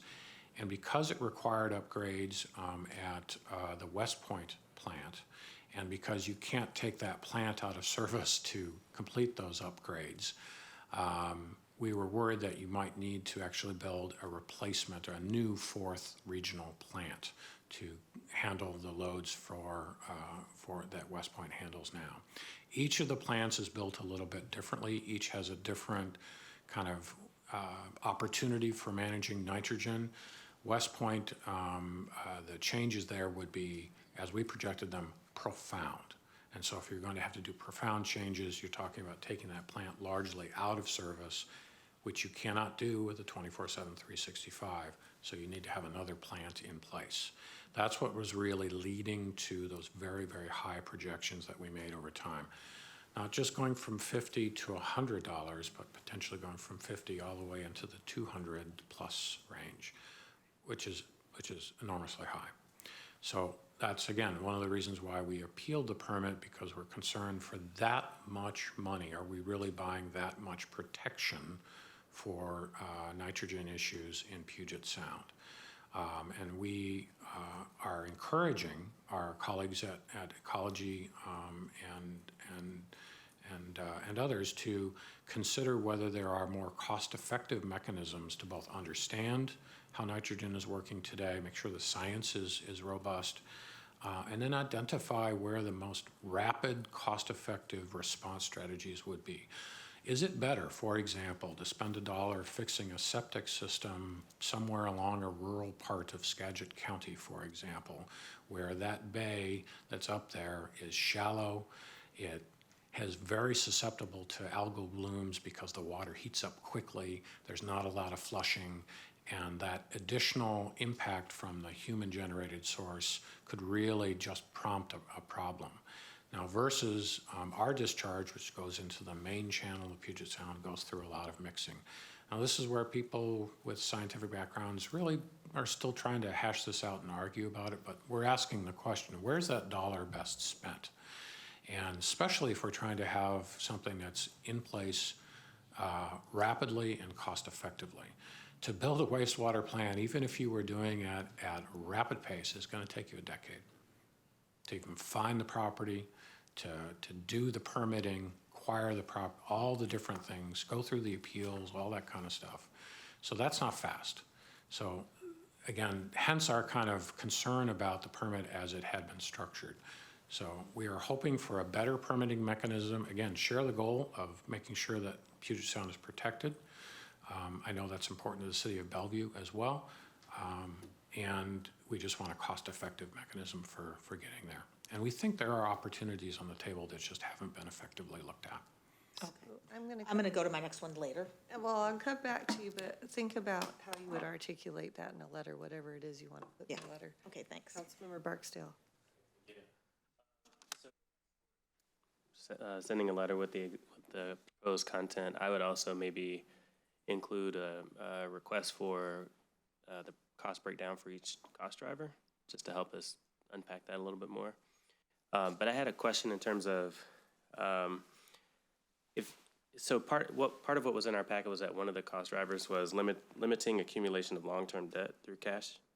And so I was really curious about the financing strategy and how that plays into the estimate.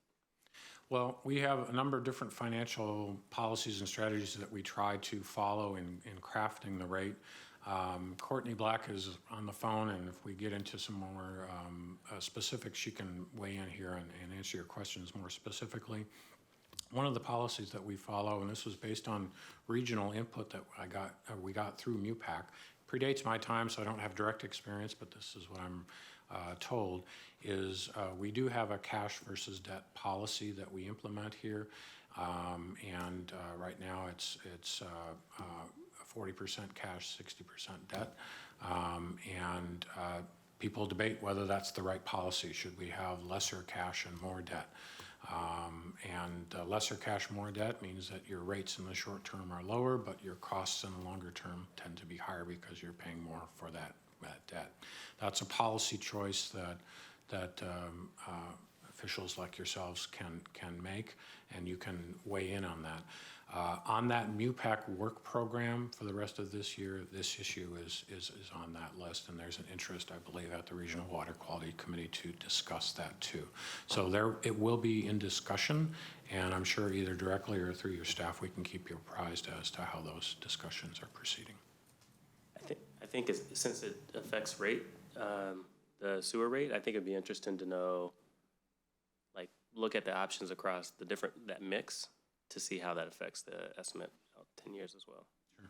And we did a little bit of that work earlier in the year at MUPAC when they were asking a similar question, and we'd certainly be looking to reprise that later this year. Thank you. All right, thank you. Deputy Mayor. Thank you, Mayor. And thanks for the presentation again this evening. And I like the example of the, fixing the furnace now or, another year or not. And that's why I'm in favor of the coming back and directing staff to prepare a letter to provide to King County on this. But I think in that letter, we should be very specific about understanding really that cost-benefit analysis. You know, do we fix the roof or do we fix the furnace? I think that's the only way you can really understand what some of the drivers are and which ones to tackle now and which ones to push a little further down the road. As you said, some of those tough decisions made by officials like ourselves. But I did have one question as well, and I really appreciate the great questions this evening by my colleagues as well. And good conversation so far. And I just wanted to touch on, because we had talked quite a bit here about the nutrient permit. So my understanding, so that because of the lawsuit, that 10-year forecast that you showed us, that does not include the nutrient permit in there. Is that correct, or does it? Includes that first $50 million of what we called initial compliance costs that was in my presentation. So a fairly modest amount compared to the full amount that we had projected last year. So if we included that full amount plus the county's clean water plan, how will that 10-year forecast change? You know, I don't have the last year, as I said, the rates were really, really high when we projected them if we needed that fourth plant and all of the upgrades at all the other plants. And I mentioned going from not just 50 to 100, but 50 into the 200s. That's the best answer I can give you now. We can resend materials that were distributed last summer and make sure that you have that. We are monitoring that nutrient permit, so where it lands, we'll have to do another analysis to see where the final permit and regulation lands to see exactly what those costs are. Again, we're hoping to shift that direction to something that's much more reasonable and would not require a fourth treatment plant, for example, if we can get away from that requirement. So happy to provide that information to you. And I think you had another part of your question that just flew through my head. Was there another part that I? No, I think you answered Okay. it. Yeah, thank you very much. Thanks. Okay, Councilmember Zahn. Yes, thank you. I too support having a support letter to King County because, you know, the end of the day, sewer and water are essential services that our community needs, and making sure that we're taking care of that is very important, and having, you know, these investments that you talked about in Bellevue, really appreciate that. I was thinking about the fact that, yes, we want to have system reliability, sustainability, and all of that, but the 5.75% for next year, while it seems like that trends with escalation and inflation, getting all the way to 9% in 5 or 6 years, does seem like it's going to be a challenge for our community. So looking at what are some of those options. So I appreciate my colleagues' questions. So far, I really support the question from Councilmember Barksdale about, you know, can we look at what that other model might look like if we were to look at a different mix of cash versus debt funding for these assets that are going to last for many, many years. I wonder if that mix, based on the current ability to fund, that we might want to look at something slightly different, at least to understand what those options are. The other questions that I have, and I'm just going to ask the questions and then you can respond. I wondered about whether there are some grant programs that might be available to fund these kinds of aging infrastructure, or if we did need to build a new plant, what that might look like. Whether the county is looking at, as you think about how to deliver these projects, more and more wastewater projects are done using design build around the country, whether the county's looking at that because you may be able to leverage that delivery method and may not need quite as many staff to be able to deliver for that. And the memo talked about some changes related to the SCAP, the Sustainable Climate Action Plan. So I'm curious about what some of that might be. And then lastly, the part that I didn't read in here was, what are some innovations in wastewater treatments that we might want to pursue? Because if you look at a lot of the European countries, they've been able to be quite innovative. You know, we've had the Bullitt Center in Seattle's been around for well over 10 years. So I am curious about what are those innovations that the county's looking at? How are we looking at, maybe there's an initial higher first cost, but that as we look at the life cycle, total cost of ownership, it actually ends up being slightly lower cost for the ratepayers. So those are I believe those are my questions. And I remember the first two, and if you can, as I go through, and I'll give you a short answer to each of them, if that's okay. First, we do keep an eye on grant opportunities all the time. I was hopeful in taking this job that the infrastructure bill at the federal level would have more related to wastewater. There's a lot related to drinking water, wastewater, not as much. And you know, like a lot of things, federal funding used to be at much, much higher levels back in the day. It has dropped dramatically. And so we are members of NACWA and WEF and other organizations that do try to relay that to our partners in Washington, D.C. We'd like to see more federal funding. Your voice would be welcome in that process as well. But we have an active group that keeps an eye on that at the county level and at my division specifically.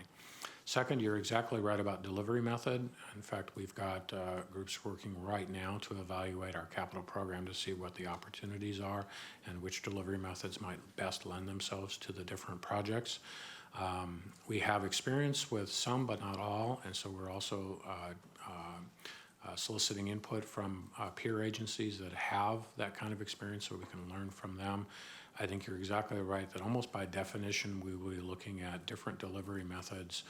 The term I've heard now is a collaborative delivery as opposed to alternative delivery. I kind of like that term because it requires a partnership between the public agency and the design build firm to do things well. So we'll be looking at those methods assuredly as a part of delivering that program. You also mentioned innovations, and we actually have a technology and innovations group, small group, within one of our sections that does that all the time and looks at not only our current plants and what the opportunities are, but keeps an eye on the Denmarks and the Singapores and the other places around the world where we can learn from their experience. A link was provided to me today about, I think, a plant in Denmark that is going through its work with biogas. I'm really delighted to say that we're probably at least on par, based on what I've read in that article and our efforts here, with what they're doing. King County was a leader in biogas, and we want to continue to up that game. That is a renewable energy source that comes from wastewater treatment. And right now at our South plant, we are putting to beneficial use over 90% of the biogas we produce at that plant.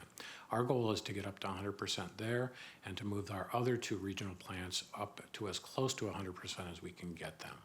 We're more like half or so for the other two plants right now.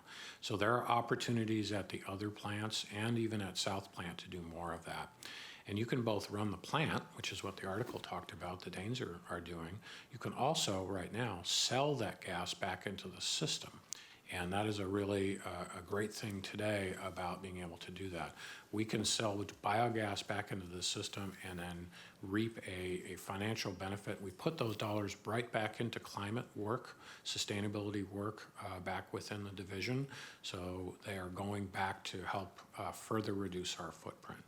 I think you had maybe one or two other subjects in there that. I think the SCAP was the other topic, which is partly what you're talking about with the biogas, if there's any other changes. Biogas is certainly a focal point, but we're looking at any number of other energy efficiency projects that we can do across our portfolio there. The county executive recently came out with even more aggressive direction for electric vehicle purchase. We've got charging stations now at all three regional plants, not enough at West Point, so that's on the to-do list, but we've completed a number of them up at our Brightwater plant, and we have them also at South Plant, and we're looking to change over our fleet on a little bit more ambitious timeline as well, so that we can get on green renewable electricity and reduce that part of our footprint. Thank you. Thank you. So, thank you, Councilmember Zahn, for bringing up the sustainability, because I'm very interested in that myself, and honestly, I don't know that much about it, but I have been to Denmark, and I think I'm going again in the fall, to look at wastewater management, because they are really leaders in the world for doing it in a sustainable way. So I wanted to start with a question of what percentage of wastewater is treated in Seattle before being released back into nature, do you know? Well, in Seattle, we treat all of the wastewater and all of the stormwater that comes into West Point. It all gets treated in a combined system. What percentage of Seattle's wastewater and stormwater goes into West Point, I guess? 100% of Seattle's Okay. wastewater and Okay. stormwater goes into there. Now, in high flow events, which is maybe where you're heading, in a combined system, there are times when that system is overtaxed with heavy rainfall and we have these combined sewer overflows. And that's where you get largely stormwater, but some wastewater flowing directly without treatment into a waterway or into Puget Sound. It does still happen because that's the way the system was designed and built. The CSO work we're doing is to build control structures so that that happens less frequently, because we can store water, and when it does happen, we can treat it before it goes out. So a new plant that we're doing down in Georgetown is a good example of that, coming online next year. It's called a wet weather treatment station, a fairly large facility. Happy to offer a tour of it if anybody's interested. You don't have to go to Denmark, but you should still go, but come to our plant too. Pretty interesting because we're able to accomplish primary treatment and disinfection for that water before it gets discharged into Puget Sound. So it's much better quality.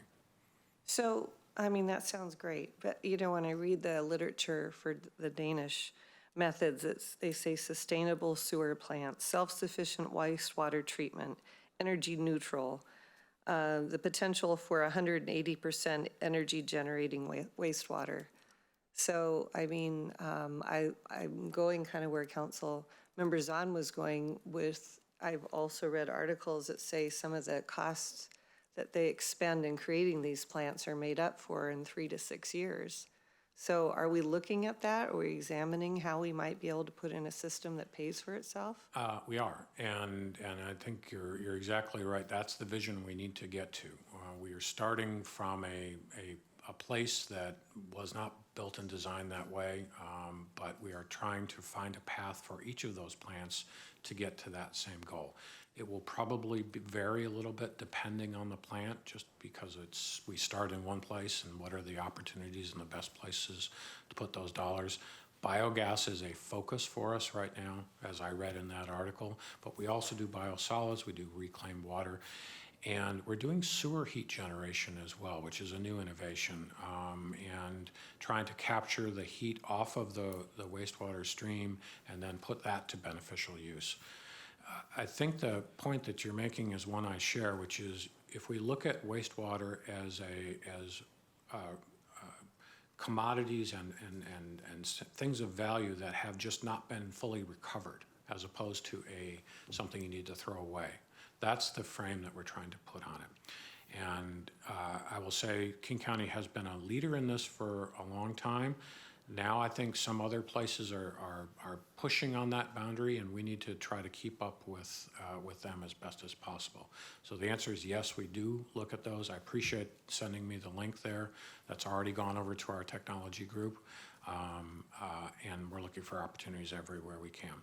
So that's what I would include in the letter, is a real push to explore sustainable infrastructure that would pay for itself, so that after that 10 years, we're not doubling our rates.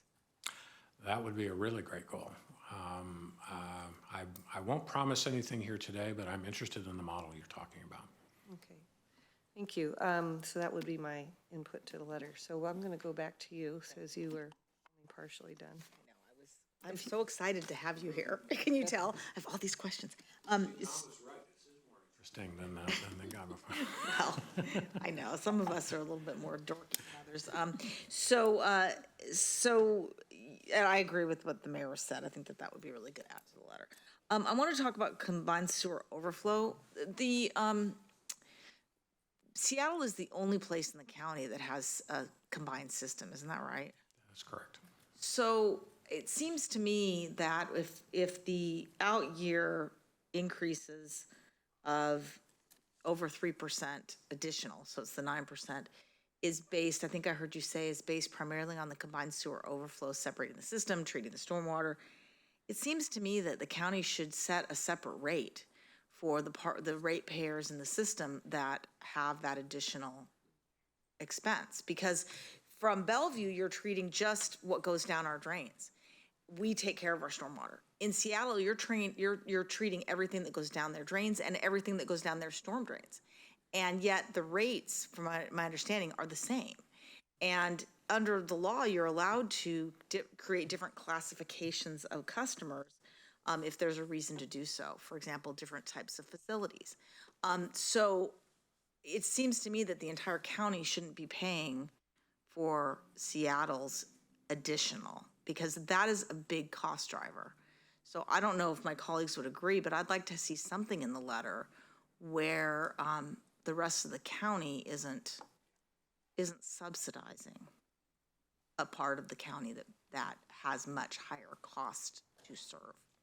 So I know that they were offered a grant to separate their systems in the 70s, and they didn't want to pay the 10% match. And so the rest of us are paying 50 years later. So that's where I would like, I mean, I know that's a big policy shift from where you are today, but that seems like that's a huge cost driver. So I'd also like to include in the letter that we want to make sure that you sharpen your pencils, that you look at the core services you're providing, as well as finding ways to provide the future services in the most efficient, cost-effective manner possible. But with the understanding that if this nutrient permit thing goes through, the whole region is going to be crushed under the increases, which instead of doubling in 10 years, it'll be quadrupling in 10 years or more. So fight the good fight on that one. And I'm hoping the Puget Sound, or the Pollution Control Hearings Board sees the light on that one. So I guess that's my comment on that. So thanks. Hey, Councilmember Stokes. Yeah, this has really been a great conversation, and I certainly don't think I said I would glad to add on to the letter, send that forward. And I think you really covered this in a very good way. And I do like I think it's the best conversation I've heard, both in reading and at other meetings of this. And I, again, really appreciate your taking a very open and communicative approach on this. That helps a lot, I think. Thank you. Councilmember Robertson raises some good issues on this. I think it would be good to explore that. And this is something we've been working with the county and Cascade Water, and a lot of the water providers in the area, in the county, have been working with King County in terms of having more openness about this and looking at how can we do a better job of that. So this is, part of the whole conversation we're having on that. I think this helps. The interesting thing is, of course, when we're looking at money, one question I have is going from $5.75 to $9 in 10 years. I'm not sure that's too far away from what you might be paying for bread, the spread. At that time as well. I mean, that's a factor in there. So I don't think we should get freaked out about that. But obviously, we want you to take, there must be ways to decrease the cost by doing things better. And I think that's the other thing I appreciate your highlighting, is that you're taking different approaches on this. Again, investing in to how to achieve better financial results down the line does take sometimes investment up front. And it may cost some more than we're doing now, but if it's driven towards significantly decreasing the spiral up, that would be very positive. And I think that's something that hasn't been looked at as aggressive as it could be. And I think Councilmember Robertson's point's good on that. Again, Very pleased with this. I think this is, we'd like to have more conversations with you. I think we'll get a good, strong letter, and, you know, we're going to need these improvements. And again, it's good to hear us talking about just getting out of the county and getting out of the area and looking. And we do a lot of great things, but we can always learn more. But really appreciate it and looking forward to the letter. It's going to take a lot of work, but appreciate your coming here and looking forward to working with you on this. Thank you. Councilmember Zahn. Yes, thank you. I really like what I'm hearing as well. I support adding on to the letter about the innovation and specifically about the idea of the renewable energy from wastewater. I think that in and of itself is a very specific look at a way to leverage technology, but I want to make sure that it isn't only that we're looking at all forms of innovation as you look at the kind of CIP program that you have coming up. Because ultimately, you know, I agree with Councilmember Stokes, it isn't just about the percentage, because really what we're talking about is the best value, which is benefit divided by cost. So it isn't just looking at what the cost of things are, it's really looking at holistically what we're getting out of it. I'm wondering if we want to add in the letter a working together to pursue federal grant programs or to advocate for funding at the federal level for projects, because actually the next item on the agenda is our legislative priorities. So that may be something we want to add. I like the idea of adding something related to sustainability, that we want to keep our eye on the ball there and make sure that it isn't something that we say, well, in order to keep costs down, let's just not address sustainability. And then lastly, I think the only other one I will just add, because you brought it up, is on the design build. I'm also wondering if you might consider the DBOM, which is design, build, operate, and maintain.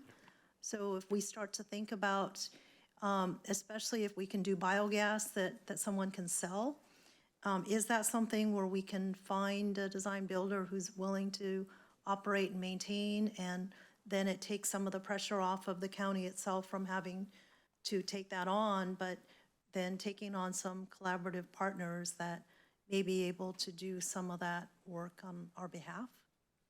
May I offer a quick comment on that? It predates my time, but King County did issue an RFI, request for information, kind of broadly back related, I think about a year ago, maybe 2 years ago, related to the Brightwater treatment plant with exactly that idea in mind. And we're going to take the next step, we think later this year, to issue an RFP, to actually do a request for proposals for that kind of public-private partnership. That could be a way of kind of bringing the biogas generated at Brightwater to beneficial use more quickly. So we're interested in that mechanism there, and could very well be a good model that we could use elsewhere if it's successful there. So we've got that same idea in mind. Well, that's great. So can we also add that to our letter of promoting those ideas of really thinking outside the box to reduce the overall cost to get the same benefits? Thank you. So do you feel like you have all the input that we've given you? Okay, because I have a list, but I'm sure you have your own list. Yeah, I think so. All right, well, thank you. It's been a great conversation. We appreciate you being here tonight. Thank you, it's my pleasure. Appreciate it. Expect a letter. I guess King County should expect a letter. Okay, let's take a quick break. Back, no, well, there's a quick thing. I don't know, it could be quick, it could be long. So I'm going to take a break till 8:30.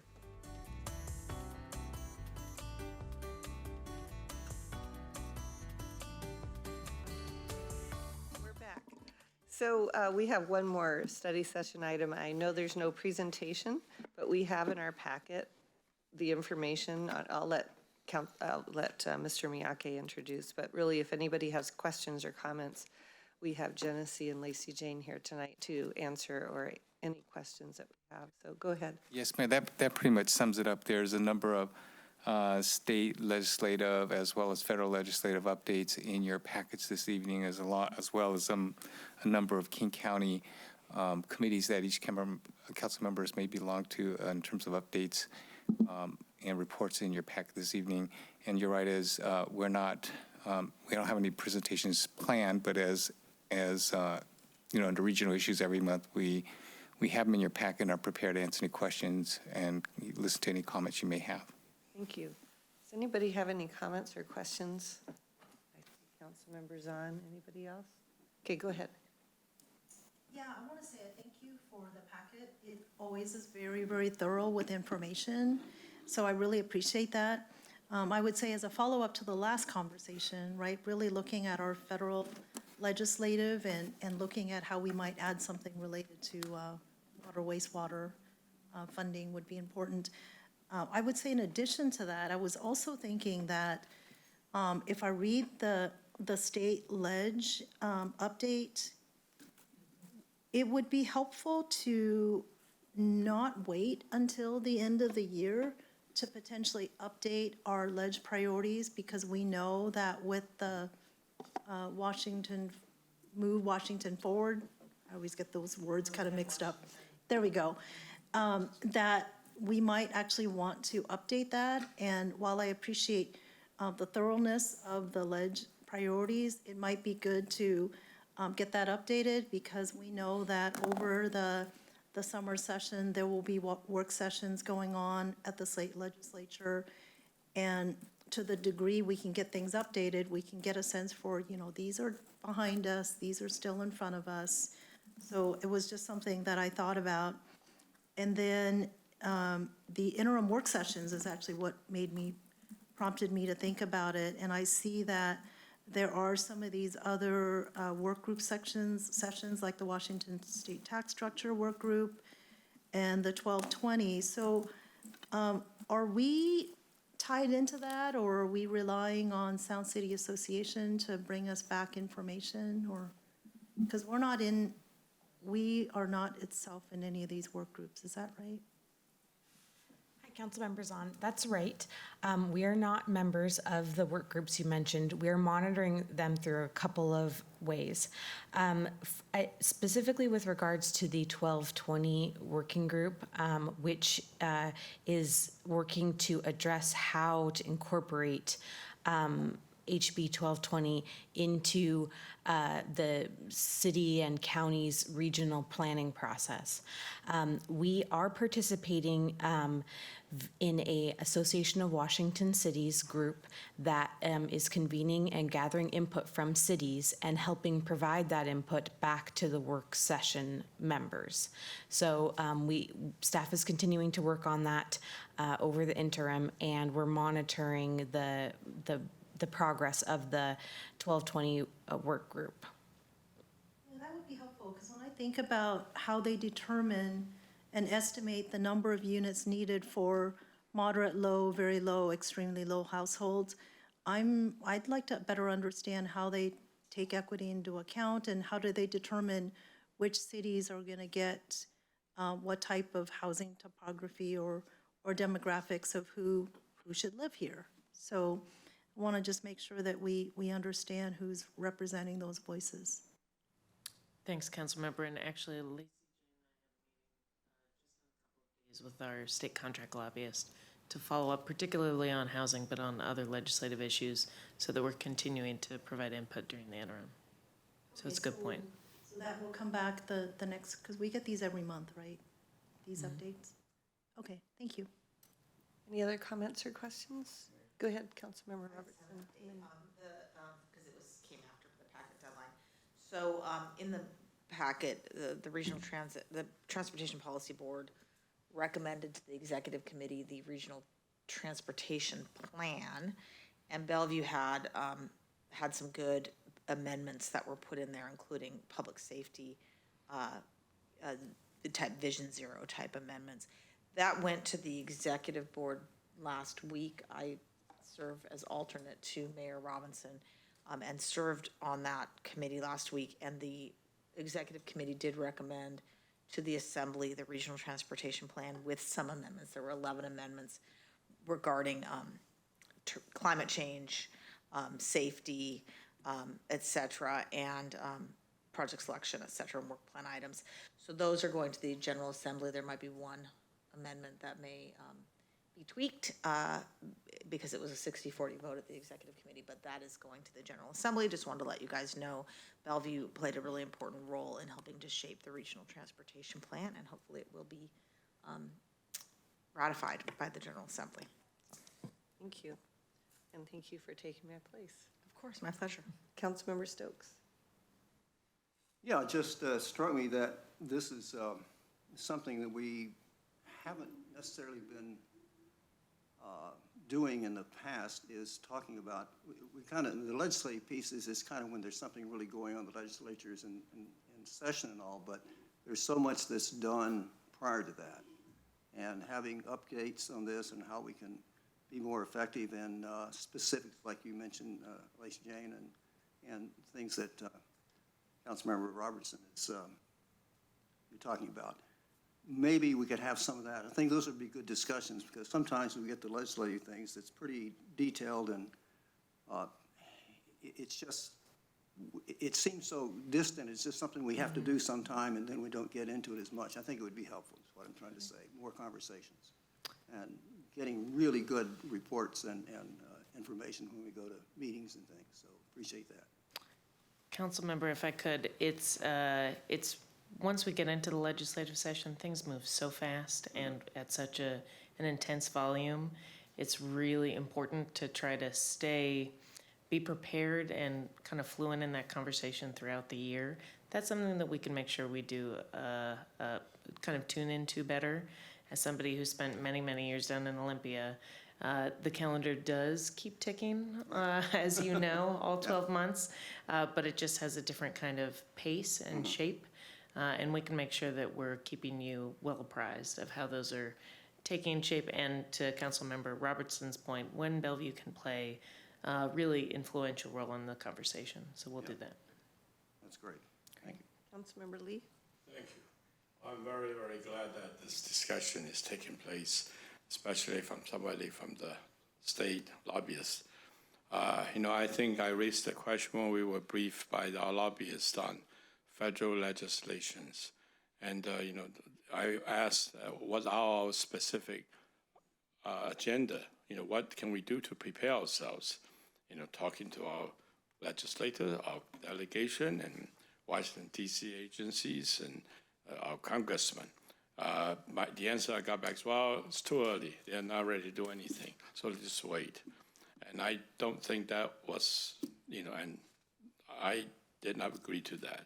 I believe that, as you mentioned, you got to anticipate and you got to prepare the key people so that when things happen, other people are already lining up, like Janice mentioned. Other organizations are there. And if we just wait, say, well, let's wait until, people are ready for it, it's gone. So I believe that we need to rethink that, and we need to talk to our lobbyists, federal lobbyists, and see, we got to, and I'm glad when Councilmember Robinson mentioned transportation items Bellevue submitted to the PSRC. There's an addendum, our transportation department included in the submittal. Was wonderful. It shows all the smart mobility tasks and topics and projects. We are ready to go. Not ready to go. We know what we want to do. These are the things we need to present to the people who are thinking about what project they want to fund. When you go in the last minute, other people already got the commitment for all the money they need. No matter how exciting your project is, it's not going to happen. So, end of my speech. Thank you. Thank you. Okay. And no more comments or questions. We are adjourned. Thank you very much. Thank you.